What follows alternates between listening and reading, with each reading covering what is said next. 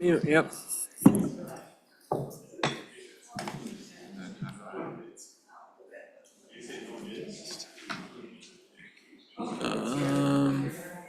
That's a good question.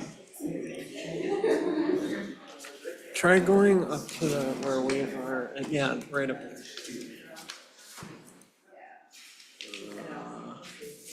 No. Oh, wait, what about those three little bars up on the right? Of ours. On our screen. Choose. No. Choose. Yeah. What are you guys looking for? Just trying to figure out how to get our council chambers up there first. I can see you. If you hit you see how it's got video bottom left, you can choose your camera there. There we go. Yeah.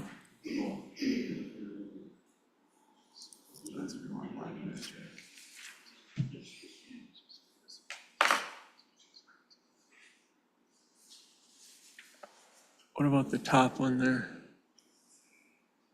TV. That's the audience camera. Yeah, okay. Sorry, everybody, we're just having some technical difficulties. I can see you. You're full screen on our end. Okay. I'm just trying to get it on ours. Yeah. Go back to that view setting up. Oh. Well, whatever you did, that worked. Okay. All righty. Good evening, everybody. It is 6:01, and I'm going to call the regular July City Council meeting to order. Can we please stand for the Pledge of Allegiance and pledge allegiance to the flag of the United States of America and to the republic for which it stands, one nation, under God, indivisible, with liberty and justice for all.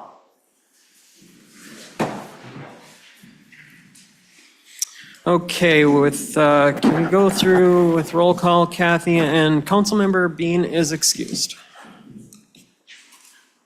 All right, Mayor Chapman? Here. Councilmember Furby? Here. Councilmember Halverson? Here. Councilmember Scanlon? Here. Okay, we have four of us, thus a quorum. moving on to the approval of the agenda, and we do have some additions. A discussion, I'd like to add a discussion for the Bertucci family on Empire Street under unfinished business. It's an issue that they have had for a couple years. We also have a resolution for the CWSRF grant and loan program. It's a reimbursement and payroll approval. We'll add that to new business under T. And then as we do have a new interim manager, I would like to remove any new appointments from the consent agenda and let interim manager Grant Gutschau get to know whoever may apply and make an appointment if that's okay with the council. Yep.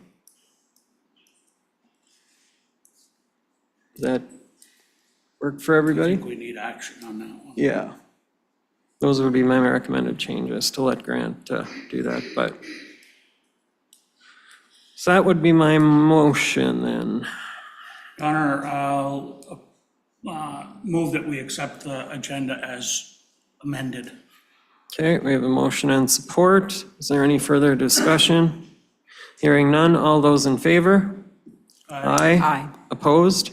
Okay, motion passes with the addition of a discussion for the Bertucci's on Empire under unfinished and a resolution being added to new business T and removal of any new appointments until the interim city manager can kind of look at those and get to know people who are applying.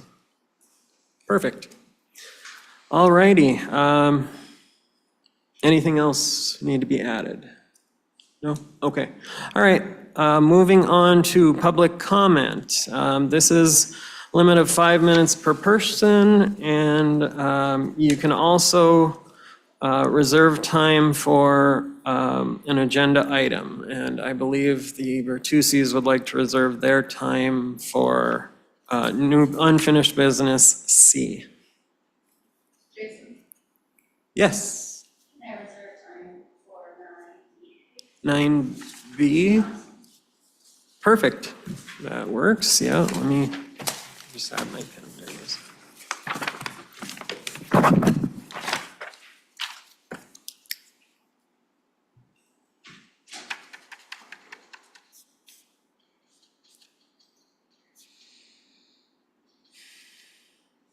Okay, is there anybody else that would just like to reserve time? Yes, just under public comment? I'd like to reserve time on 7I and also 10-0 or old.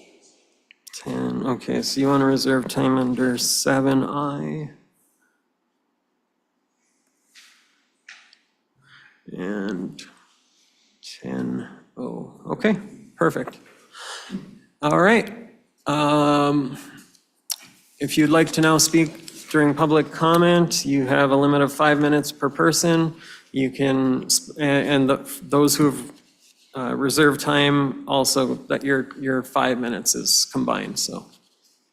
Claudia, please.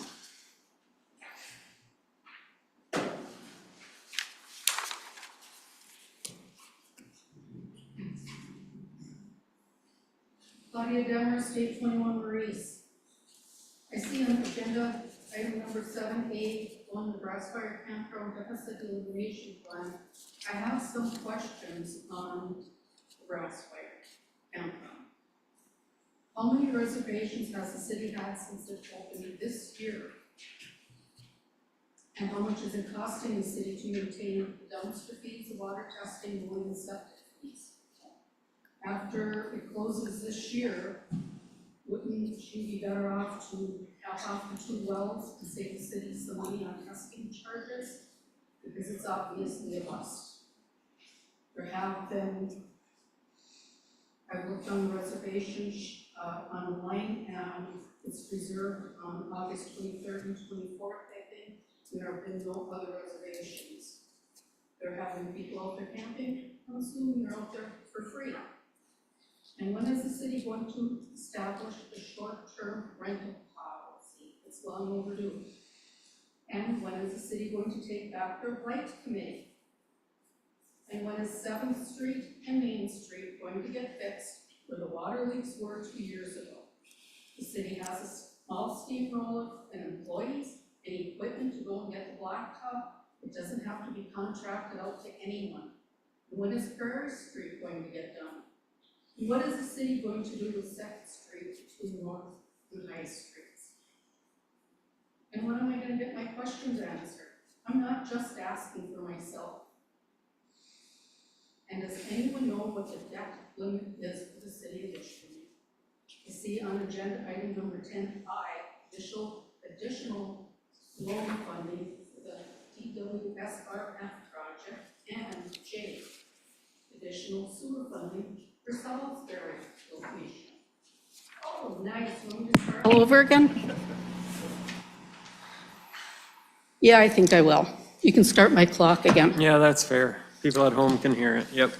I see agenda item number 7, A1 Brass Fire Campground Deficit Elimination Plan. I have some questions on how many reservations has the city had since it opened this year? How much is it costing the city to maintain? Dumpster fees, water testing, mowing, and septic fees. Wouldn't it be better when it closes this year to cap off the wells and save the city some money on testing charges, because it's obviously a bust? I've looked on the website, and August 23rd and 24th are the only reservations that are listed.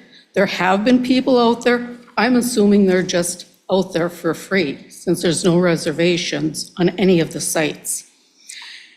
When is the city going to establish a short-term rental policy? It's long overdue. When is the city going to take back their blight committee? When is 7th Street and Main going to get fixed where the water leaks were 2 years ago? The city has a small steamroller and employees and equipment to go and get the blacktop. It doesn't have to be contracted out to anyone. And when is Prairie Street going to get done? And what is the city going to do with 2nd Street between North and High Streets? And when am I going to get my questions answered? I'm not just asking for myself. And does anyone know what the debt limit is for the city of Ishpeming? I see on agenda item 10I, additional loan funding for the DWSRF project, and J, additional funding, sewer funding for Salisbury location. How much more funding is this going to be? I ask again, what is the city of Ishpeming's debt limit? Thanks. Okay, thank you. Is there anybody else that would like to speak for public comment? Yep, go ahead. Also, just a reminder, please state your name and address. Thank you. My name is Phil Carter, 601 North Main. I am here on behalf of Partridge Creek Compost at 200 Washington Street. Just wanted to give a little update, especially in the midst of some changes on the city staff.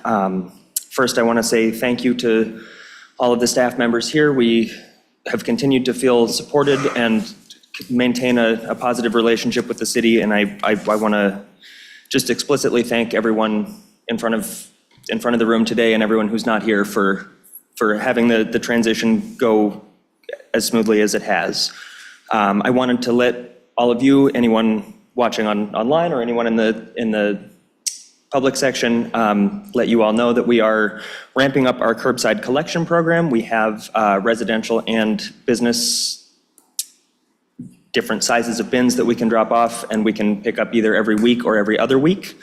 We're ready to have the floodgates open. So if you've been on the fence and composting is appealing to you, please sign up. You can sign up on our website, partridgecreekcompost.org. I wanted to give a thanks to the county government as well. We are working with a variety of other counties around the Upper Peninsula. This gives more funding to Marquette County and the counties around us to collaborate on our waste management planning strategies with other counties. Partridge Creek Compost will have a seat on that board, so we hope to integrate with other counties and help them get to where we are and collaborate where we can to just reduce the volume of waste going to our county landfill and to landfills around the county. I don't think anyone wants to see more landfills be built. Either beautiful woods, bike trails, or neighborhoods will be displaced to create landfills. So we're very glad to be doing what we're doing to try and minimize the waste going into the landfill, and we're glad to be working with other nearby counties to help them follow in our footsteps.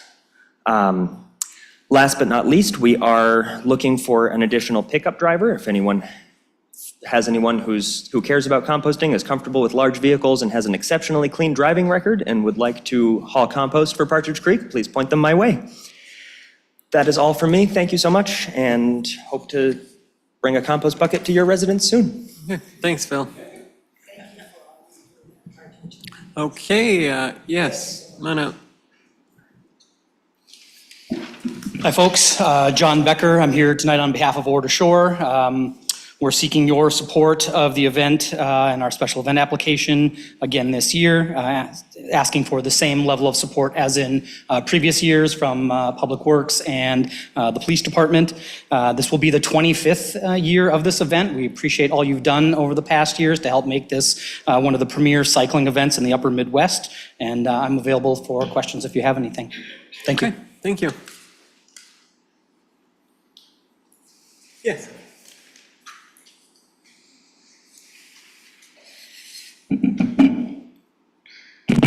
Okay. Sarah Johnson, 901 North 3rd, here on behalf of Partridge Creek Farm at 112 South Main. I'm the Executive Director of Partridge Creek, and I would like to give a brief update on some accomplishments that happened this past month, as well as some things to come. Partridge Creek Farm is a nonprofit organization working to combat food insecurity in Ishpeming by providing access to local food, wellness education, and facilitating intergenerational connection. This past month, Partridge Creek Farm, along with MSU Extension, Marisa, and MSU Center for Regional Food Systems, hosted our second annual Farm to School Institute.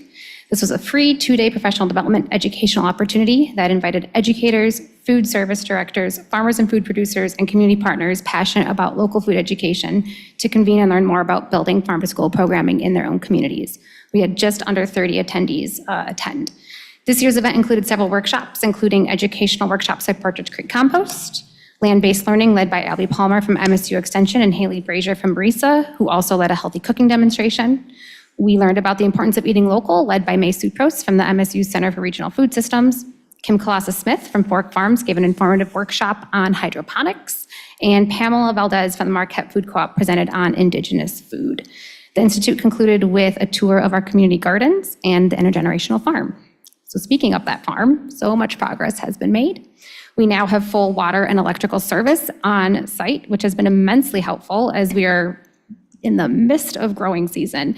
We are working to fine-tune our irrigation systems. Our hoop house now has automated sides to keep optimal growing conditions maintained. And we also hosted a ribbon cutting ceremony with the LSCP to celebrate the official opening of our produce cooler. Our temporary wash pack station is all set up and is being used right now as I speak. This allows us to wash and pack produce harvested at the farm and prepare it for our farm stand and CSA members. Our summer events are in full swing. They kicked off on Wednesday, June 26th with the first ever West End Farm Stand. This is a weekly event that will happen every Wednesday from 4:30 to 6 p.m. right at the Intergenerational Farm located at 550 Cleveland Avenue. We sell fresh local produce grown right there on site. We accept credit card, cash, SNAP, EBT, Senior Project Fresh, food as medicine vouchers. All community members are welcome. Also during that time, we host our free community skill shares that usually starts around 5 o'clock. This evening, we welcomed Kia Lewis, a Ishpeming resident who taught our community about the benefits of chamomile. And next week, we will be welcoming Isabella Mack, who will lead a fermentation workshop. And finally, we have our volunteer days on Thursdays from 2 to 4 at that farm site. All ages are welcome. Come on out. It's a good time. In financial news, we are primarily a grant-funded organization, and we are thrilled to share that we were awarded a $300,000 grant from the Trust for Civic Life.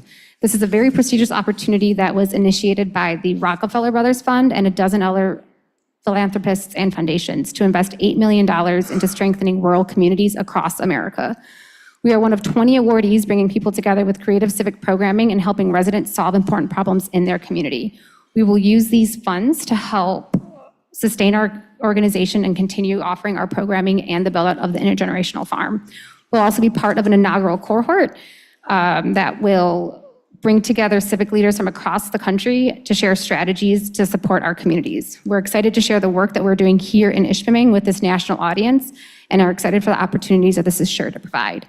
Finally, just 2 upcoming events to share with you. Now through the end of August, you can find us at the Saturday morning downtown Marquette Farmers Market hosting the Power of Produce Children's Program. Anyone's welcome to come. We work with kids ages 2 through 12. Each week we have a different activity. This week we're going to be making customizable totes to shop at the farmers market. Upon completion, each kid receives a $5 token to purchase an item from a farmer. So we're teaching kids about the local food system, they're participating in it, and they're also having an opportunity to use purchasing power to support local farms. And then on Tuesday, July 16th, we are partnering with the Ishpeming Carnegie Public Library to host a Healthy Cooking with Kids workshop. We will be showing attendees how to make seasonal fruit salads with honey and orange juice dressing. Registration is required because space is limited, so please give Heidi a call at the library to register. If you have any questions, you can check out our website, partridgecreekfarm.org, or check us out on Facebook and Instagram. Thank you. Thank you. Okay, is there anybody else that would like to speak during public comment? Is there anybody on? Yeah, hi. Yes, can you please state your name and address? I'm Jen Shavina. I'm here on behalf of Sarah Derwin. Address is 321 East Ohio Street, Marquette.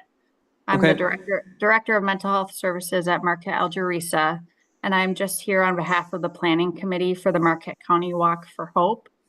Okay.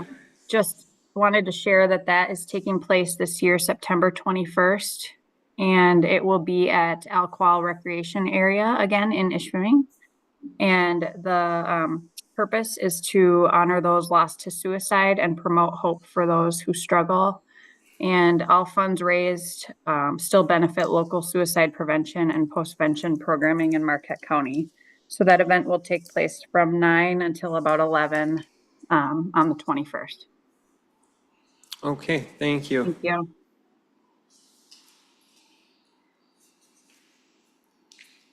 Okay, is there anybody else that would like to speak during public comment? This is last call for Zoom and for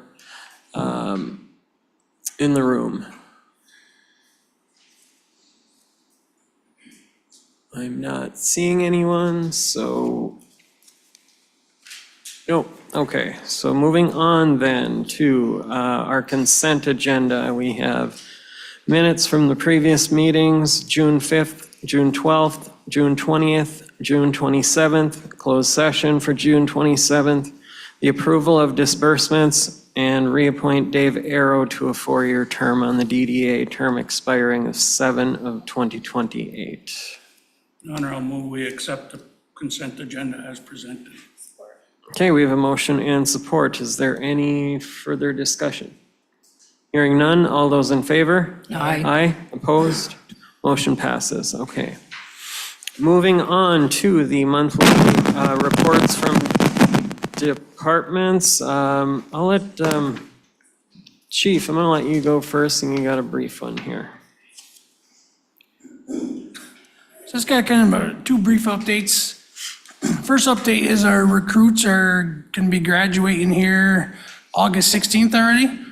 I did get the full grant, so I did get the full $48,000 for both, so that paid for the academy, uniforms, and helping toward the payroll on it. The other big announcement I had, we did announce on social media, but probably about a month ago, I believe it's Heather from the library contacted me, reference a program called Books and Badges. So I looked into it, and this is an organization out of Ohio. I got a hold of them, and I am partnering up with them. What this is they're gonna give me 300 books a year. These books we're gonna have special guests from the police department. I'm gonna start the first one. We're gonna do 2 programs to start at the library. So I'm gonna go read to the kids on, I believe, September 14th is our first one. Then we're gonna do another one in October. So each kid will also receive a book from me. And then we go through and we're gonna have a theme, kind of do themes like that with the kids. Then after that, with leftover books, then I will either reach out to either the schools or some other organizations that we could possibly do it with. The other brief thing I would like to reach, this is a nonprofit out of Ohio. I believe I am the first one in the UP to do this that I'm aware of, that I know of. if there is any businesses that would like to possibly partner with this organization, like I said, it's nonprofit, but all the funds, if we do have local businesses or anyone that like to donate, all the funds will stay in our organization, which will just allow more books to, and more programs to be had. So I was pretty excited about this partnership, so I just kind of wanted to share it with everyone and kind of let you know what we're starting. So our first one is being planned for September 14th. Well done. Very nice. Very, very cool. Any questions for the chief? What was the name of that again? Really quick, just. The program is called Books and Badges. The organization that I deal with is called the Starfish Assignment. Thank you. Thank you. Okay, Grant, monthly financial statement report and the Brasswire Campground Deficit Elimination Plan. Okay, before I give you guys the financial statement report, I just wanted to go over a few housekeeping items while I still have everyone's attention. The audit was submitted successfully by the deadline this year for 2023. We did clear all of our material weaknesses and significant deficiencies that were found last year. We have one remaining issue of compliance, which is our expenditures over appropriations. And I believe from prior discussions, that should have been something that we were expecting. But so that's really good news. A lot of things were cleaned up, and I have a big thank you to my finance staff for doing such a good job with that. The other thing is that our ICS account, where we talked about investing our pooled cash money, has been in full swing now. We're earning about $230,000 a year in interest on that, which is pretty cool. So if there's nothing else, I'm going to move on to our unaudited balance sheet excerpt for the city of Ishpeming. This is for the month ended May 31st, 2024, as we are reporting on a 1-month lag. Okay. So 7A? 7A, and this is the colored sheet with the blue bar on it. Thank you. I think it's a couple down, maybe. Got it. Yep. Thank you. No problem. So notable revenues for May 2024 include $130K in delinquent property tax settlements for the county, $17K in cable franchise fees, $48,000 in state grants for police recruits. We had a bit of a swing up and down in our healthcare costs, and that's just, if you take a look at our financial detail, you'll see that under hospitalization costs. And that's just due to some stop-loss checks we received from our insurance company. Everything's nets out to zero, but that activity crossed 2 fiscal periods. And so, excuse me. We are having some technical difficulties with channel 189. It should be streamed. So give us a couple minutes here again.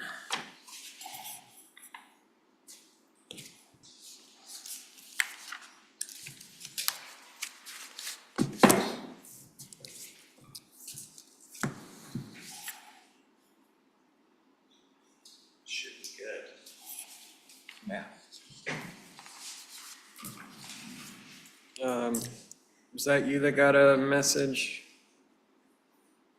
Okay, can you text whoever that was back and see if we're actually up there now?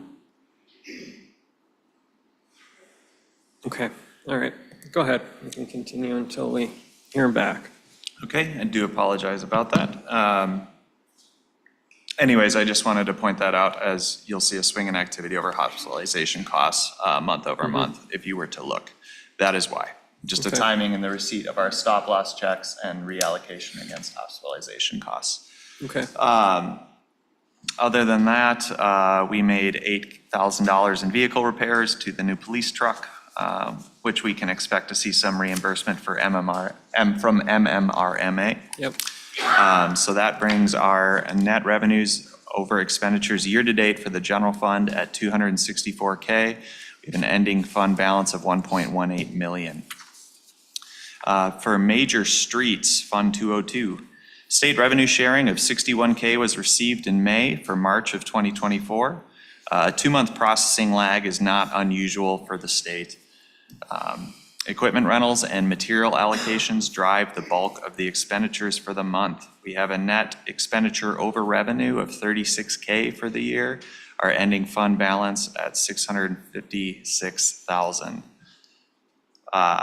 For local streets, state revenue sharing of 23K was received for May.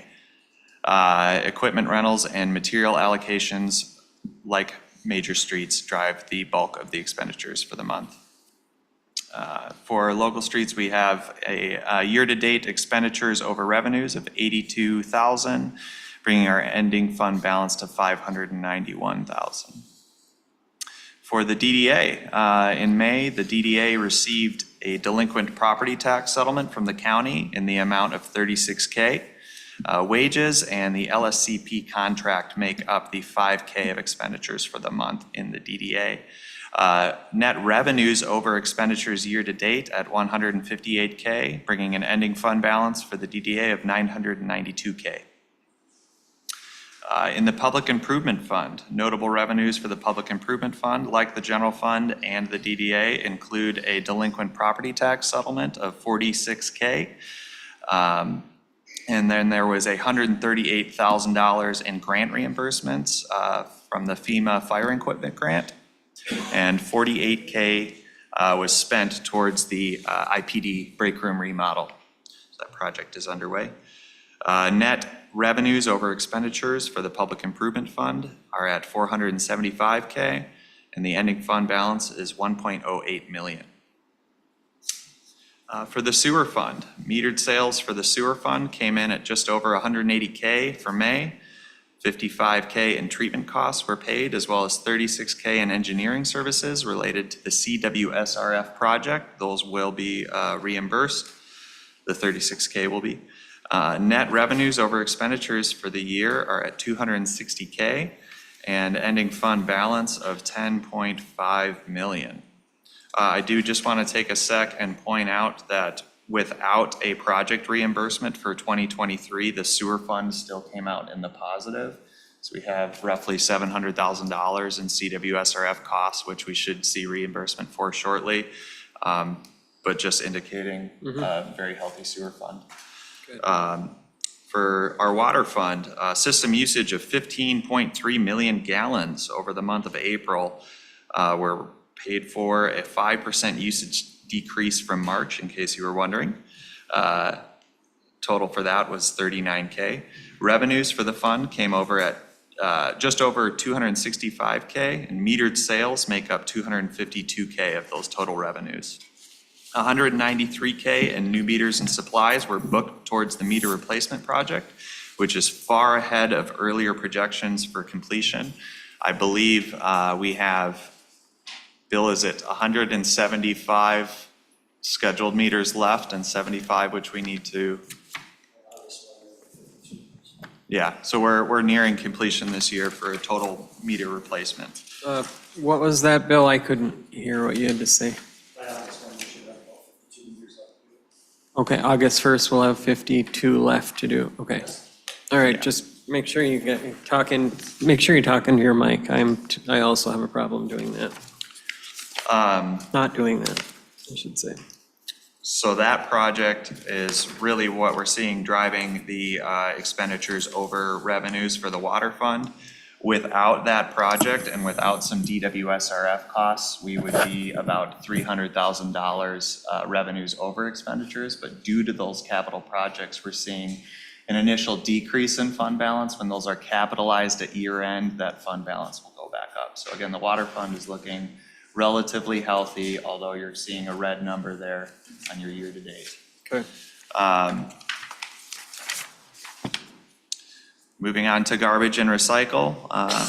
Once again, we're doing the dance where we are up a little and down a little. Small increase in the garbage fund is due to a favorable billing lag and is expected to flatten out the following month. We have an ending fund balance of 576K in the garbage fund. Year-to-date revenues over expenditures at 56K. We really don't charge much more than we're paying out to North Country for that. For the motor pool and equipment fund, rental revenues of $86K were recorded in May. Operating supplies of $20K and $10K worth of fuel were major expenditures for the month, just behind salary costs. Our net revenues over expenditures year-to-date for the current year are at $26K, and the ending fund balance in the motor pool fund is $1.1 million. Moving on to the police and fire retirement, we did see some favorable market conditions in May and delinquent property tax settlements that drive a month-over-month increase in fund balance. Market appreciation of $174K and $26K in property tax revenue have more than reversed the $178K market dip we saw in April. So that's good news for police and fire retirement. Looking down at major factors driving changes in cash balances on our schedule, breaking out our claim on pooled cash account. We can see that we had a large material allocation for road salt. It's some inventory corrections which we pushed through. And we have our meter replacement project. If you have other questions about those, I'd be happy to answer.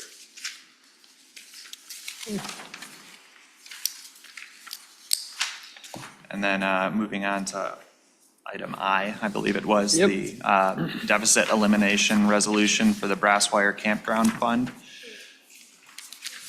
We need a motion to accept the, Excuse me. yep. So moved. Okay, we have a motion and support. Is there any further discussion on accepting the financial report as presented? Hearing none, all those in favor? Aye. Aye, opposed? Financial statement report is adopted. Okay, and now we are moving on to the brass wire deficit elimination plan. Okay, so this is something that's required as part of our audit because for the second year, our Brass Wire Campground is in a deficit. And this deficit is largely a result of construction costs while we have not had much revenue to catch up. For the current year, we have had reservations outside of August. It's been, I think we've got about 7 or 8K year to date of revenue for the campground. And I'm hoping, we have a big event August 23rd. I'm hoping that through some word of mouth, we'll start to gain more traction. I think most of the campgrounds in Marquette County end up being booked full, which is good for us. What I'm asking for from council is to sign this deficit resolution, which is just kind of our estimate of when we think the campground will pull out of a deficit fund balance for the state. These are just projections, and this is kind of our plan to get into the green, so to speak. My recommendation for this is if we are coming back year over year and seeing our deficit elimination plan continue to project out, that we pay for this campground out of public improvement funds, at least to make up the deficit, which is one possible way that we could have paid for it initially. It's a capital project, it has public interest, it's preserving green space, but that's something we can track. So just to give you some background on this, this is a projection. I have sort of a fail-safe option if that doesn't work, but this is just a requirement for the state. What, on our expenditures, that's kind of our break-even number is what's listed under total expenditures? Total expenditures is just our estimated, it's just our estimated expenditures for the year, not necessarily a break-even. It's kind of what we can afford to spend. The big deal here is the repayment of our loan to the Water and Sewer Fund, which, and then we have a deficit cash balance due to just operating expenditures with no income. And do you know what, you don't know what our break-even point would be then for the year, if, you know, just with the operating expenses versus rentals and so forth? Or do you have that info? Well, so our break-even point, for example, in 2024 would be 25,361. But we're hoping that we're doing a little more than that. Okay. How did we get to a point where we were estimating $60,000 in revenue for this campground in the beginning. I'm like at a loss at how we could even come close to that. And now we're in the position of the city being asked to foot the bill for all of this again, to pay off this debt for a campground. I was not here when the project was approved, but my understanding is that it was a city project to build the campground. I think initial revenue estimates were based on an occupancy percentage. I think, I don't have those exact estimates or figures. As you can see here, I've drastically lowered our revenue estimates at the top and to just more accurately reflect what we saw this year. This is the first full year that we're open, and we haven't done much advertising for the campground. We're largely relying on word of mouth. But this is not so much a direction-setting plan. This is more of a financial document for the state that we are showing that we have a plan to get out of a deficit. But if we want to explore alternate directions or have a further discussion on the direction of the brass wire, we could do that. This is just something that's required as part of our annual audit. So this doesn't commit us to anything, this is just a plan? Exactly. This is just showing the state, hey, we have a plan.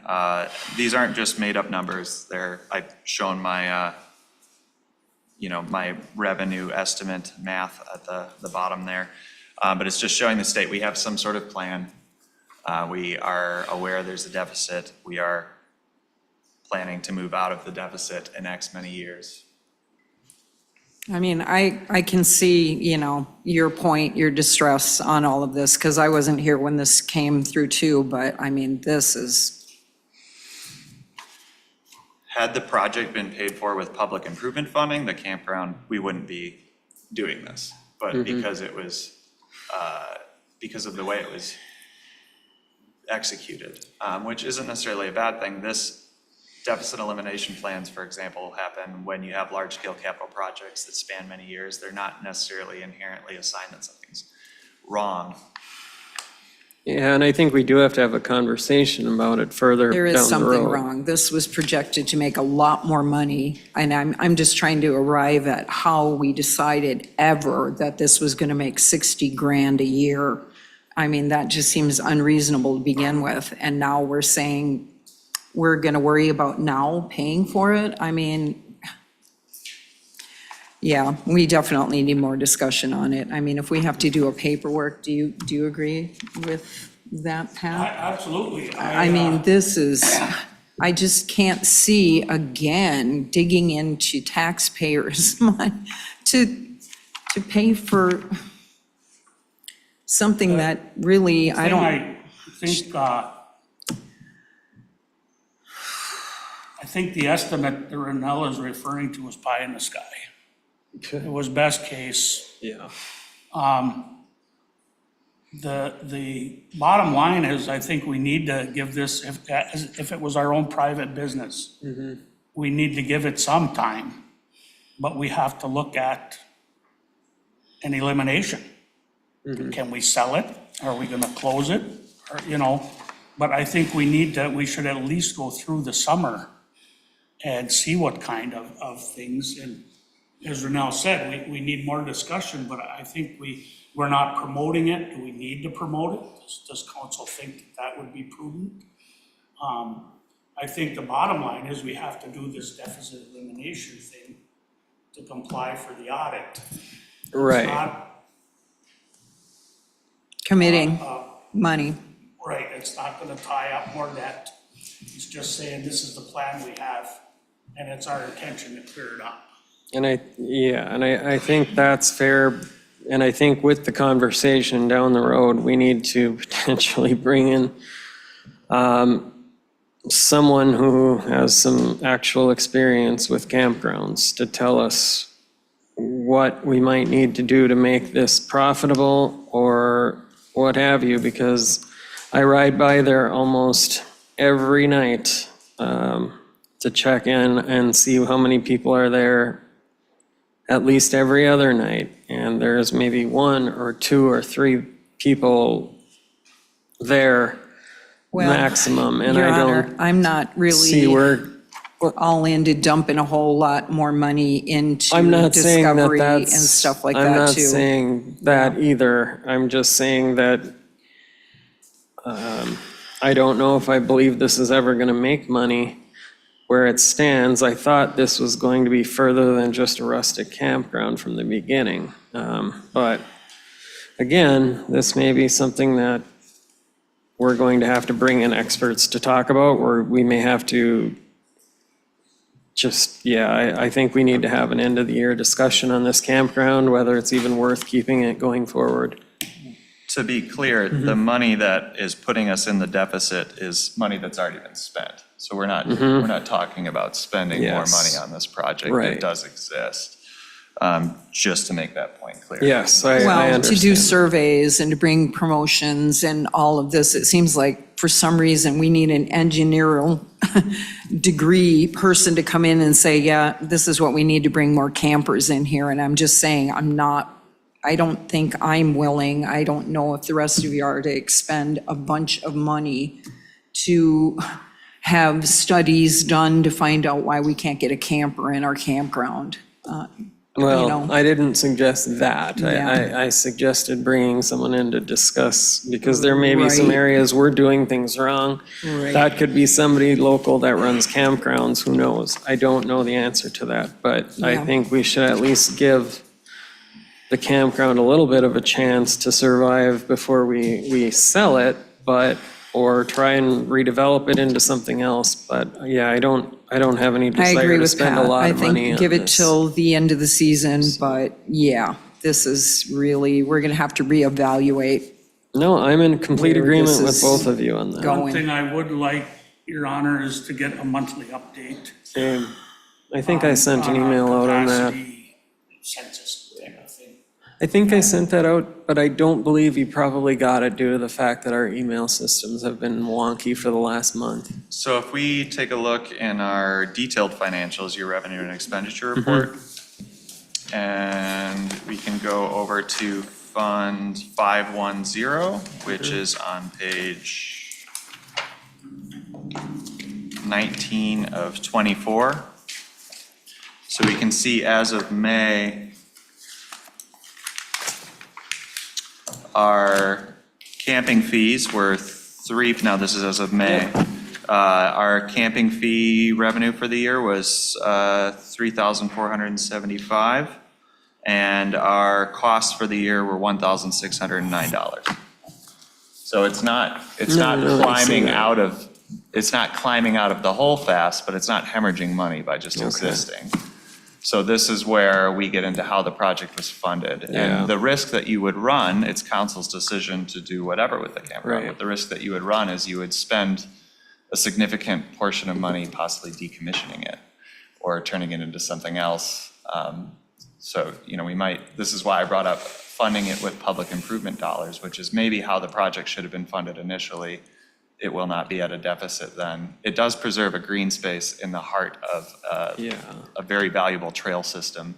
I agree So with it does you there, have too. some public merit. But this is all a discussion for council. Yeah, no, I agree with you on that. It does preserve some green space over there too. Your Honor, I would move that we do move forward with the deficit elimination resolution that's presented tonight to stay compliant with our state audit. Yeah, I think that's fair, and then we can have, I don't know what you guys think on an end of the year discussion on the campground, but I don't Yeah, want with continued to. discussion. And I don't know that we Yeah. need to go till the end of the year. True. Maybe in the end of August, we want to discuss it again. I think that would be a good thing. Put it on, either have a special meeting August or or, September, because we do see some camping in September. Yeah. I mean, yep. I want that it, would give them at least Yeah. another 30 days to keep going. yeah, I want to give the campground its fair shot, but if it's not something that's going to make money, we're going to have to make a hard decision here somehow, and I don't know. But any further discussion on the elimination plan? All those in favor? Aye. Aye. Opposed? Debt elimination plan is adopted. Thank you, Grant. I know you weren't here for that, so. Okay, moving on. Oh, yeah, Mr. Tonkin, I'm sorry. I'm a frisbee bear today to start. Well, kindness, I apologize, so. It's been a long day. And it might be longer yet. Okay, let's talk about the campground. When I was leaving office as mayor, I was approached by Craig Zucchini. We have an option to pick up a $100,000 grant to build a campground, okay? I told him it's $100,000. He said I had a $20,000 match from the city. And I explained to him, not one nickel of cash is gonna go into this project. He agreed with me, we can do it with in-kind service. Fine, so I left my position with the thought that it was gonna be taken care of in that procedure. 4 years later, you're over $200,000 in debt to your accounts on a project that was only supposed to take $100,000 to start with. It's gone up to almost 400 in total. This was not brought up in front of the council, to my knowledge. Okay, now, I don't want to be dropping blame on people, but I'm going to drop some blame because as the public, we trust you people to take care of us, okay? That is your job, all of you, except for one. She just got here. And she's been like a bulldog hanging on to this. And if she wasn't there hanging on to it, the rest of us would have to do it. Now you want to take this money out of what fund right now? Public Improvement Fund. Meanwhile, we're running on streets now that I've got to have a suspension adjustment on my truck again because I'm going over streets in this town that you need a four-wheel drive to get over some of them. And it's getting really tiresome for people. And now you've gone over $200,000 out of the budgets of other parts of the city to make up for this deficit. However, where is the testing money going to come from for the wells? That has to be done yearly. Is that part of the $25,000 you're talking about? What about the mowing that gets put on it? Or is it Parks and Rec going to absorb that part of it? So it takes money to operate this operation. Who's going to clean the outhouses out there? Who's going to clean out the dumpsters? I mean, this stuff doesn't get done for free. It's going to end up costing us a lot more than we realize. And like I said, I feel betrayed because when we first were approaching this, it was supposed to be a $100,000 project for maybe 10 camping sites. Great, do it if you got the money. But to go in there and put up 50 campsites, go up 300,000 over what we had originally figured on, where does the common sense come into it? I FOIA'd the information on who's on the committee for the brass wire. We don't know, it doesn't exist. 2 people that I'm aware of worked on this project. Who put out the bids for the excavation? Who put out the bids for the picnic tables? Who put out the bids for the fire rings? Nobody knows. Now, all of that stuff costs major dollars. You violated the charter, and here I am again. I'm always barking about the city charter. You guys blow it out the wall every time I turn around. It's constantly violating the city charter. And when you start passing this stuff through, the manager sits there and goes, well, we need this because we're so far into it, we got to finish it up. Who put us in behind this 8-ball situation? And luckily, he's not there anymore. And it's a good chance and it's a good reason that you got rid of him right from there. But I don't see this thing making any money, period. And I've had several people I know that are involved with campgrounds and things tell me outright, rustic campgrounds do not make money, period. And to get somebody else in here to manage something like that, now you're gonna have to pay some management company to take care of it. It's a dead dog. But now the improvement fund is gonna be out $200,000. That $200,000 would pay 2 or 3 major streets. So now we could drive over something without breaking our suspension. I'm getting tired of picking up parts off of 3rd Street, everything from broken springs, emblems off of cars, wheel weights, you name it. 2 trucks have broken down in front of Phelps Square just in the last couple of months, literally ripping the front tires off of them, and they're pulling off the side of the road and fixing them. It's time we've got to do something with our streets and quit spending money. We only have X number of dollars. And I think what we're going to have to do is give you guys $5 in each pocket, and when you're done with it, come back for more. But spending has got to come to a skidding stop. You go out there and spend 50 grand and think nothing of it. So, but the brass wire was stinky right from the start. And the people that were involved in it, and one of them is not here tonight, maybe because of this. It was her pet project, this campground, that we really need to have. So that's my 2 cents worth. Thank you. Just to clarify, we did not take $200,000 out of the public. Right, and I have a different. No. It came out of the water and sewer fund. Well, not tonight, though. I'm talking about. Right, we have not okayed that. It's still absconding with public funds. We all take a bite on this. We all just got our tax bills the other day. I'm on the tax board, so. I remember things pretty similar, but a little different than you do from back when we were on the council talking about this, though. So I understand your frustration, but I remember it a little differently. Yeah. As for that, there's about 45 seconds remaining for your next comment. That's all it'll take on that. Okay. I do remember that being something of a phased project, but it never turned into that, so I don't know either. Okay, moving on now to, no, not. Moving on to the unfinished business, as there are no public hearings. Discussion on the basketball court on Wabash Street.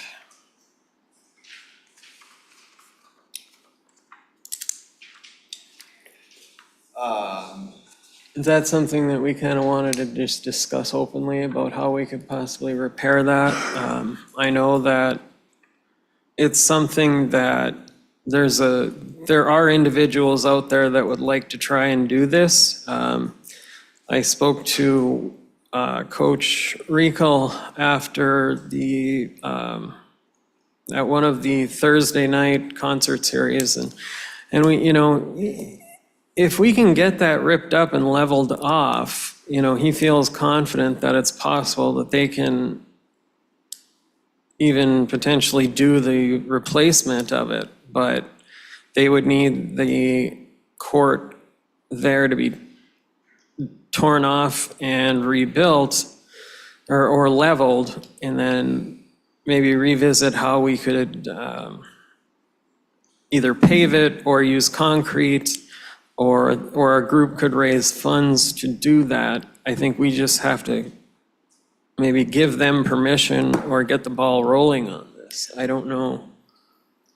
So I think before we do anything, it would be important to decide on a funding source or a scope or a direction. But obviously, if council wanted to make a motion to direct staff to look into something, staff would be happy to look into it at your direction. But I think this is really largely going to be a council decision of the direction they want to go with this. But I would just advise we identify a funding source and maybe a scope for this, and maybe consider timing. Yeah, and part of the conversation has been they might be able to raise some money themselves to get this done and do the work. If DPW can level it off, which I understand wouldn't be too hard to do. Would it make sense for us to see what funds could be raised from an outside source before we make a decision? Absolutely. Well, if we back up, we were just criticized for spending money, and I don't disagree. But now we're doing exactly what we just got chewed out for. Exactly. And that boils down to telling people in Salisbury, up on the 9th Street loop, that we're not doing these things. There's no money. Yep. And people can't go, like the coach said, well, maybe we can get in there, can't do that. Liability and all the issues and engineering, and so we have to decide how we're gonna handle things like this. Okay, and that's why it's. This on- in particular, I would recommend, and I think this applies to streets as well. I would recommend that we get a company like Farner that comes in and hot repairs blacktop and seals it to see if that's a possibility. This, And if- it's if really they- unlevel, so that's, And if it's they gonna say, no, require more. I'm not an engineer. I've been up there, it's Yeah, terrible. It is. But we have nothing to go on other than people that want to play basketball and some council people that support it. We have to start somewhere, whether we have Exactly, yes. UPA go up there and look at it or however. Yeah, When we do things like this, we can't say we'll send the DPW up there because there's a dollar limit on that. I understand that too. I'm just, this I is think- starting a discussion. I think the bottom line right now is we gotta figure out what's gotta be done. Whether it's the engineering fund or whatever, like I said. And I'm sure that would be done at no cost. The other thing is the funding source that Grant talked about. Is there money? And if we're gonna have fundraising, we can't forward the money to be reimbursed with fundraising, Yeah. because that leaves an open, the taxpayers have now rolled the dice on getting their money back. So I think the first thing we need to do is get all our ducks in a row as to what it is, what has to be done, and what it could cost. And I think that's a great I way to support start that on it. 100%. Yeah, I think that's a great place to start on it. I just want us to start somewhere with some of these parks. We also have a newly purchased playground coming too, so. Jason, I think I am in total agreement with the fact of some of these things, unfortunately, we're going to have to make the hard decision and say, we've got a tennis court that's needs to be funded yet, and we have just other major projects that need to be done. And it was my understanding when we originally talked about this, we were going to go ahead and we decided to purchase the playground equipment. Yep. And then we were going to start looking into some crowdsource funding as far as paying for even the installation of that Yes. equipment and the repair of the tennis court. And as much as I hate to ask the citizens again to have to pay for things that really sometimes the city would like to take care of, but we've just to the point where, I mean, just looking over our financials and everything, we're just this year are not going to have the money for a lot of these pet projects that we want to do. And Number one, there's no reason that we can't look into crowdfunding sources to get things like this done. I'm not saying that it's something that has to be Right. done this year. but I agree with Pat. We have to Originally, start somewhere. I thought, okay, the city can maybe start on these projects and then get reimbursed. But we just don't have the funding for it. And I'm not willing to risk any more of the city's money that's needed for other desperate projects. And I have to be honest with you, I'm really at a loss on, Pat and I had made a motion about doing some repairs to Third Street on money that we were told that we had. And then 2 weeks after the meeting, I'm finding out we're not getting any repairs because we don't have that money. And it's getting very frustrating for the things that, I mean, one of the reasons I got on this council was to get Third Street at least drivable. And here we are, what, 6, 7, 8 months later? And I mean, nothing. It seems like I can't even convince the city to go out and throw some fill in these holes. It's appalling, and, I'm not going to disagree, and I well, want I'm to, just I want saying, to have an is a opportunity playground to more say a few important than things. that? Or is getting that street at least drivable until it can be fixed permanently? So I think. So that's I where think I'm at. There are ways to do things, and there's ways to do crowdfunding, and there's ways to do that the right way too, through the city, without putting the burden on the taxpayer at all. And the MEDC has those opportunities, and that was something that was brought up several years ago to even start that conversation, and it was never started. And there are people out there who are willing to fund or help fund projects. I mean, look what the Kiwanis Club did over by the pavilion. Which I'm willing to look They at funded outside that. funding, but And again, but we have to have the conversation for things. We still need to look at what we can do to improve the city, especially if these funds don't affect other projects or come from city funding sources. So if there's a group out there that is wanting to figure out how to work with the city to pay for this at no cost to the city, I think they should be absolutely, I be agree allowed with to it. approach that. Your Honor, I have to back up just for peace of mind. What's the status of Third Street, Grant? Are we looking at redoing Third Street next year? As part of the DWSRF project, Chris Holmes was able to sit down with me, and that's been in motion for a long time. Chris has been working on that, and Bill was part of this discussion. Third Street, we found out, is going to be included in the DWSRF project, and we have decided to bump that to the first thing on 2025's construction season, so. And what about the storm sewer under there? The money that we had in capital improvements for the Third Street repairs, which was $285,000 left for the roadway and $50,000 for repair of low manhole covers, I would recommend we roll into 2025 to start saving up to fix some of the storm sewer issues that we have under the blacktop there while we are hitting the water. And that's something me and Chris have started I discussing. think that would be My good. point about that, Your Honor, not to go down a different rabbit hole, but that, where was the communication?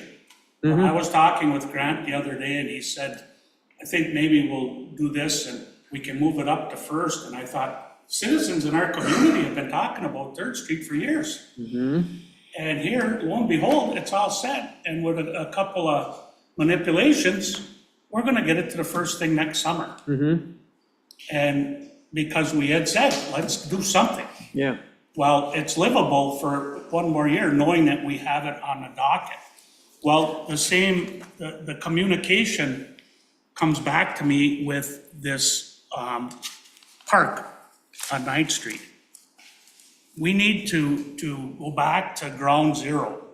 There's a place in Gwyn that they've got the big ceramic heater that comes down, heats blacktop, they add blacktop. You've got Superior Paving. We need to go to those people, get it evaluated, and then find out it's a $100,000 job. It's a $250,000 job. Then we can start working on the project.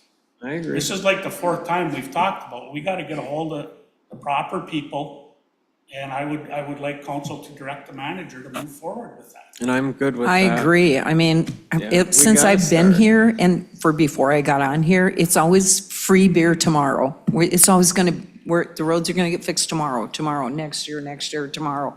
But it's never tomorrow. And here's another thing I got to bring up, and I brought this up to the former city manager many times, and we just saw it happen again in Ishpeming Township. They go around and they chip seal the roads. It lasts for a pretty good amount of time.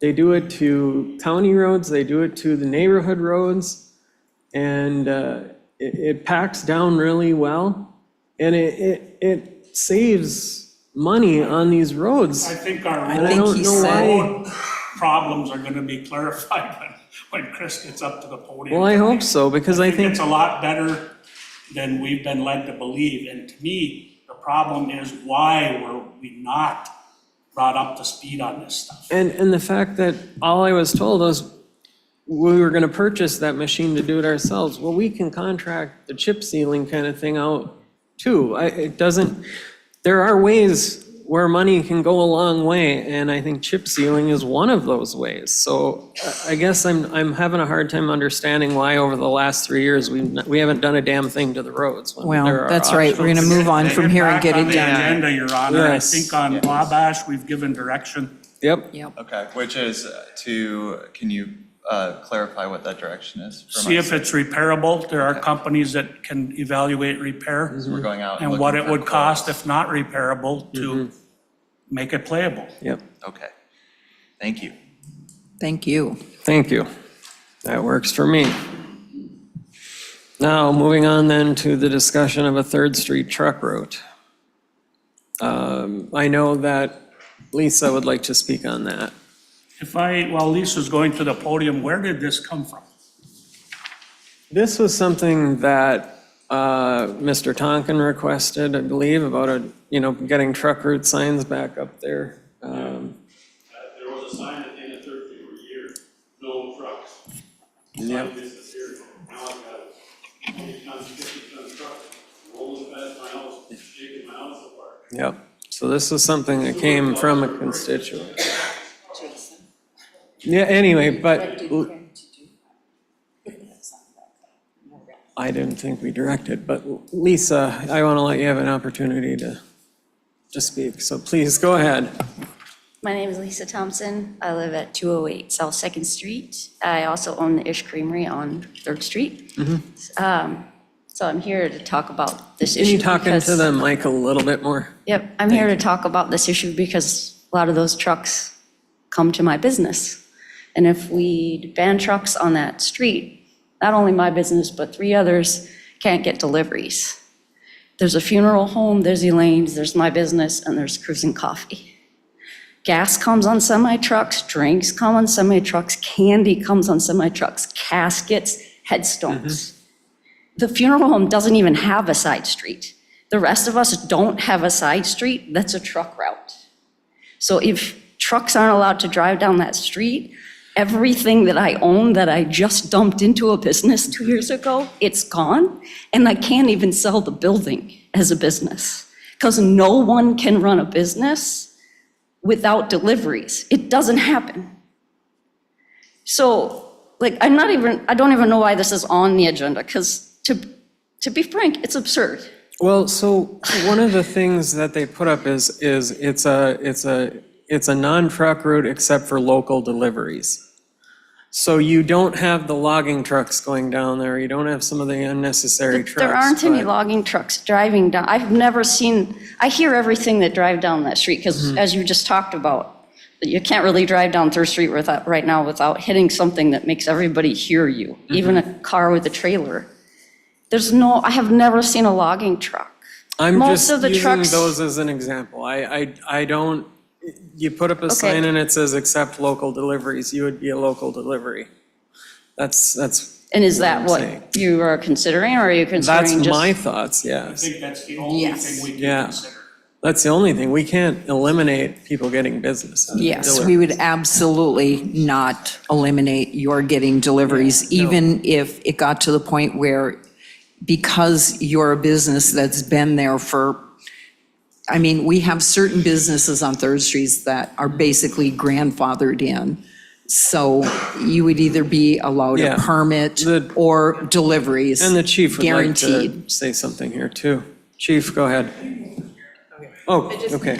We do have a city ordinance on this, and the ordinance establishes the truck route. It's business M28 and some side streets, not 3rd Street. And what they do in other towns is they put up no through truck signs. Specific exemption for local deliveries. Exactly. And for people who drive their truck home at night. Not for Yes. loading and unloading the truck, but just if it's their transportation home, because they have that kind of business. So without changing the ordinance, we can't ban trucks. I don't know if we could anyway, really. I But don't think you can forbid people to get deliveries. Well, I'm not saying, oh, gosh, I don't think It was never anyone's saying forbidden for that. people to get deliveries. I don't think that's ever something being considered where people can't get deliveries, and if that's the concern, yeah, we can't do that, we wouldn't. But, And the current ordinance would Right. allow it anyway. And Right. you're not proposing to change the no, ordinance. absolutely not, no. Chief? I was just gonna speak on what Caroline said, that we do have the ordinance. The ordinance just says you have to specify where the route is. It doesn't say you have to put signs up to where trucks ain't allowed. You are allowed to do that if you'd like. The businesses would not be affected because you'd have to change the whole ordinance. Right. And I know two of the vehicles that were brought down there this time that have caused some commotion were, if I'm not mistaken, approved to do so based off of emergency, I think a residential sewer idea. thing had crashed at one time. So they had permission to bring the truck down in order to get that fixed. I don't even know. This And is that, something and our that came ordinance from allows that, constituents, as long so- as they get permission, which they did, then they can do that, and that's what the vehicles that have been brought to my attention were the ones that were approved. Okay, I'm just bringing something up that a constituent has brought up to me many, many times to see, putting something up there, no through trucks, seeing we have an established business route wouldn't be a bad thing, especially because they know they can be delivering to a business, but that's up to the council. Mr. Mayor, the ordinance says we will have signs designating the truck route. Exactly. Okay. So we do need to replace the sign that was there before. Exactly. That's, okay, that's what we're trying to establish. We And just that- need to sorry. replace the signs. Yeah, so I hope that is something that's sufficient. That's what this was about. This was not anything over that, so. So can we make a motion to replace those signs? Yes, Get those in? go ahead. Thank you. I make a motion that we replace the missing signs on 3rd Street as reference to truck traffic. Okay, we have a motion and support. Is there any further discussion? Hearing none, all those in favor? Aye. Opposed? Motion passes. I hope that clarifies it, anyway. Or is that not? I don't know what signs are missing. Are there some? What? It's a basic ordinance. If there's signs missing, it should be there. We're just gonna Put put 'em them up. back. Yeah. Should be no further discussion. Yeah, you can, yeah.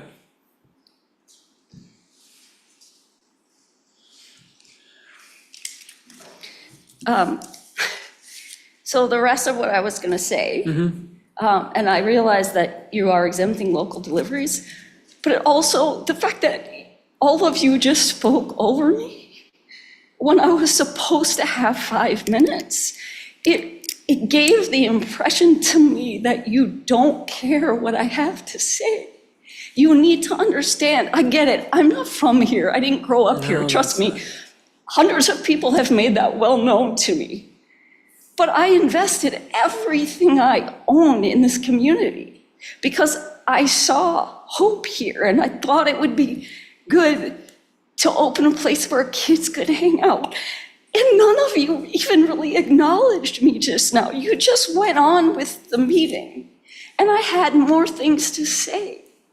And you need to be aware of that business owners are important to this community. That you were just talking about people donating money to things like a basketball court. I didn't even have my doors open yet before I donated to that playground that Kiwanis built. Because I cared about the community. And when I'm trying to speak and you cut me off, it tells me that you don't care. Does that make sense?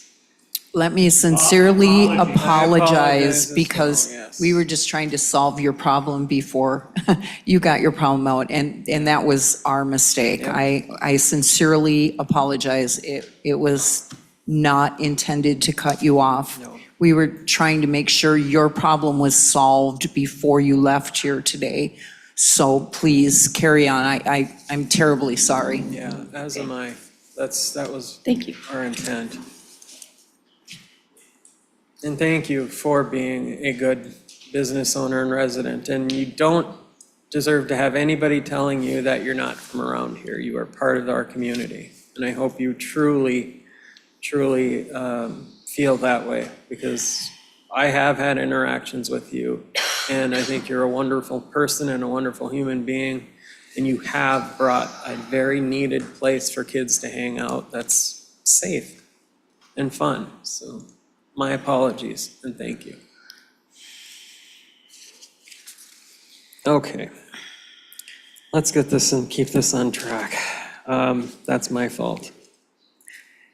Moving on to the other item under unfinished business, and this is Bertucci's and their issue that off of the Empire Street project and how that was completed. So I'd like to have them come up to the podium. We have printed off some photos for everybody that I took, but they also have some. This has been going on, I believe, for 2 years. You guys have kind of had this problem, so this is another thing that we're trying to resolve for constituents here. Your Honorable Mayor, City Council members, and City Manager. I'm Janice Bertucci of 801 North Maple Street, and this is my husband, Jim. We're here tonight to share our concerns over the lack of progress in addressing the errors that were made during the Empire Street project of 2022. For more than 2 years, and through absolutely no fault of our own, we have been unable to use our garage in the same manner we once did. During that project, before any gravel was even applied to the newly graded road, it was apparent an engineering error had been made. It was obvious that the new road did not match the previous year's elevation or take into consideration the existing sidewalks and driveways. The elevation of the road was visibly higher than it was supposed to be, and we pointed out this error to the city manager as well as UPEA engineer Kevin Nancaro immediately. We had hoped this would be corrected on the first stages of construction with very little difficulty. But the decision was made to continue the project with the incorrect elevation measurements. As the work progressed, we continued our attempts to have the necessary corrections made. Calls were made to the city manager and UPEA, and we met at City Hall, but the work continued. And the end result was an increase in the road elevation of nearly a foot. This means our garage floor is now currently 8 inches below the edge of the road. The solution that was eventually decided on, not by us, was to create a non-standard driveway apron for our eastern vehicle entrance. This resulted in a sort of valley or wedge in the sidewalk that's not only ridiculous looking, but also acts as a place where dirt and debris often collect. Also, in Mr. Cugini's own words, it prohibits low clearance vehicles, that's mine, from easily entering and exiting the garage. I have not parked my car in that garage since May of 2022. Also, the design of the sidewalk no longer conforms with ADA and MDOT requirements, and it's impossible to plow the sidewalk and garage apron to remove snow when necessary. We believe that the city and UPEA share the responsibility for what was done. We had hoped to have this corrected long ago. For almost 2 years, we have been unable to meet together with UPEA and the manager, who, according to both Ken and Chris of UPEA, was unavailable to meet with us. Recently, we were contacted again by engineer Ken Dillinger, and during that call, we were told that UPEA felt this wasn't on them, and they were not able to do anything to correct the problems that occurred during this project. It's our hope that the city council will encourage the city manager, as well as a representative of UPEA, who was hired by the city, to meet with us, claim responsibility for their mistakes, and together take the necessary steps to correct the problems with the sidewalk and our garage. And now my husband. And I want to quickly ask one question, correct? You can't, your car will bottom out, correct, on that, or scrape and, I understand. Low clearance Yep. CTS. I was told by one person that looked at it, maybe if you stop buying your milk in gallons and buy it in quarts, you go into the grocery store, it will be better. Yeah. Obviously, that was facetious, but I know what you I'm not mean, willing yeah. to try. You'll see in the pictures. It's very sharp and it most likely wouldn't fit, but we're not going I to don't take the think chance so either. of driving it in there. Jim Bertucci, 801 North Maple Street, Your Honor, council members, city manager. First, we'd like to thank those who came and looked at it. We don't know who looked and who didn't. Thank you for looking at it. We appreciate it. Secondly, take a moment. We don't expect you to come up with a solution tonight. We want to have a meeting, sit down and discuss it, what should be done. We just want to meet and hopefully you can make that happen.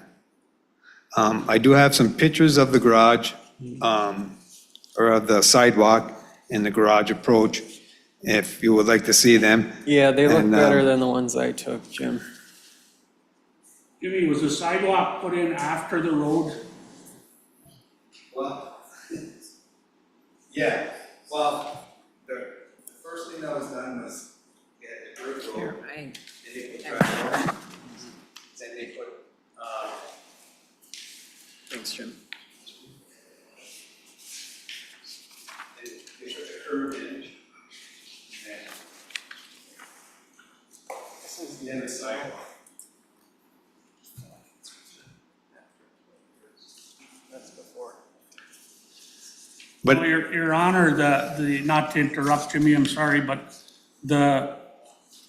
I just found out about this a few days ago. And I did a drive-by, and I'm by no means an engineer, but you don't need to be to see the huge problem you have. I didn't need a 2x4 with a level either, just my eyes showed me. It's terrible. The bottom line is, this is on us. Agreed. And one of my pet peeves is that our engineering firm watches quality control on a project. It's what I always said, we dig once. Well, this is worse than digging twice. This is gonna be an extensive repair. The question isn't, are they right or wrong? They're absolutely right. And God love you for your patience. But I think that we don't need a lot of discussion for my part. It's totally wrong. What we need is UPEA to get together and figure out what has to be done to correct it and meet with the city manager.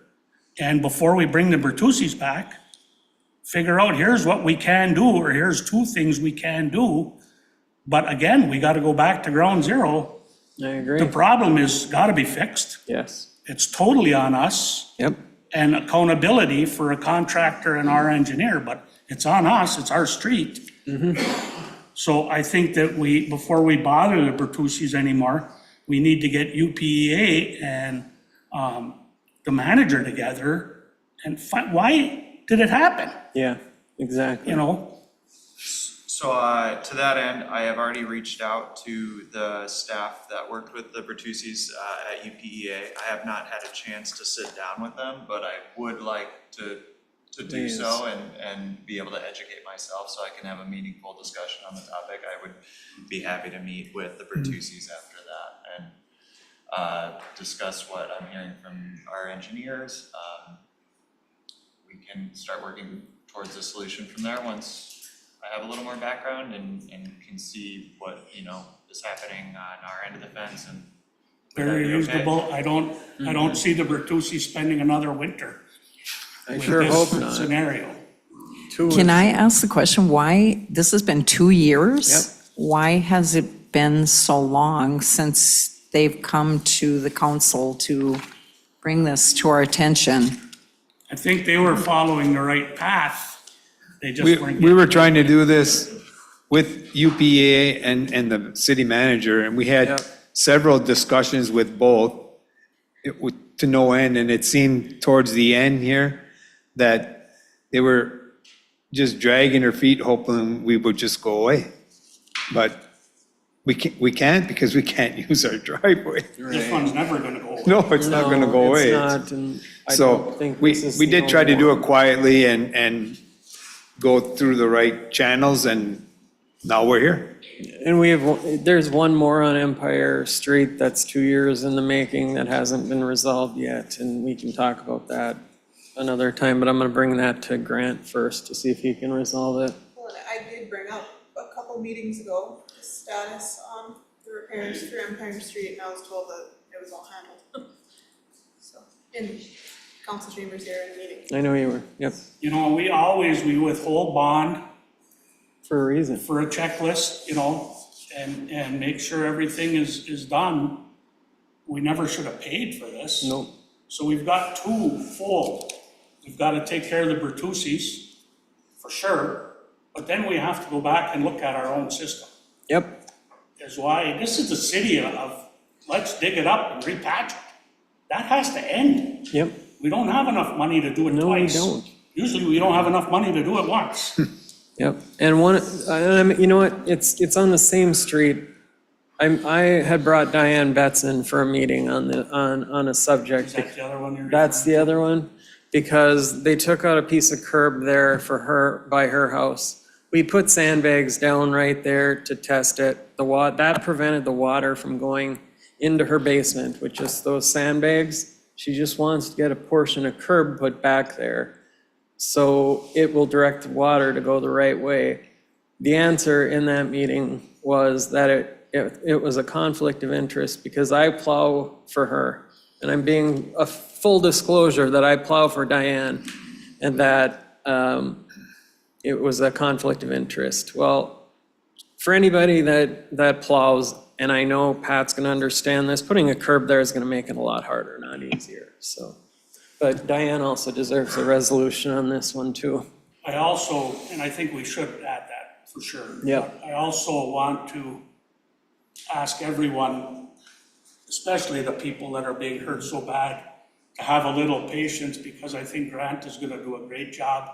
I don't think he'll hit any cold shoulders, non-return calls.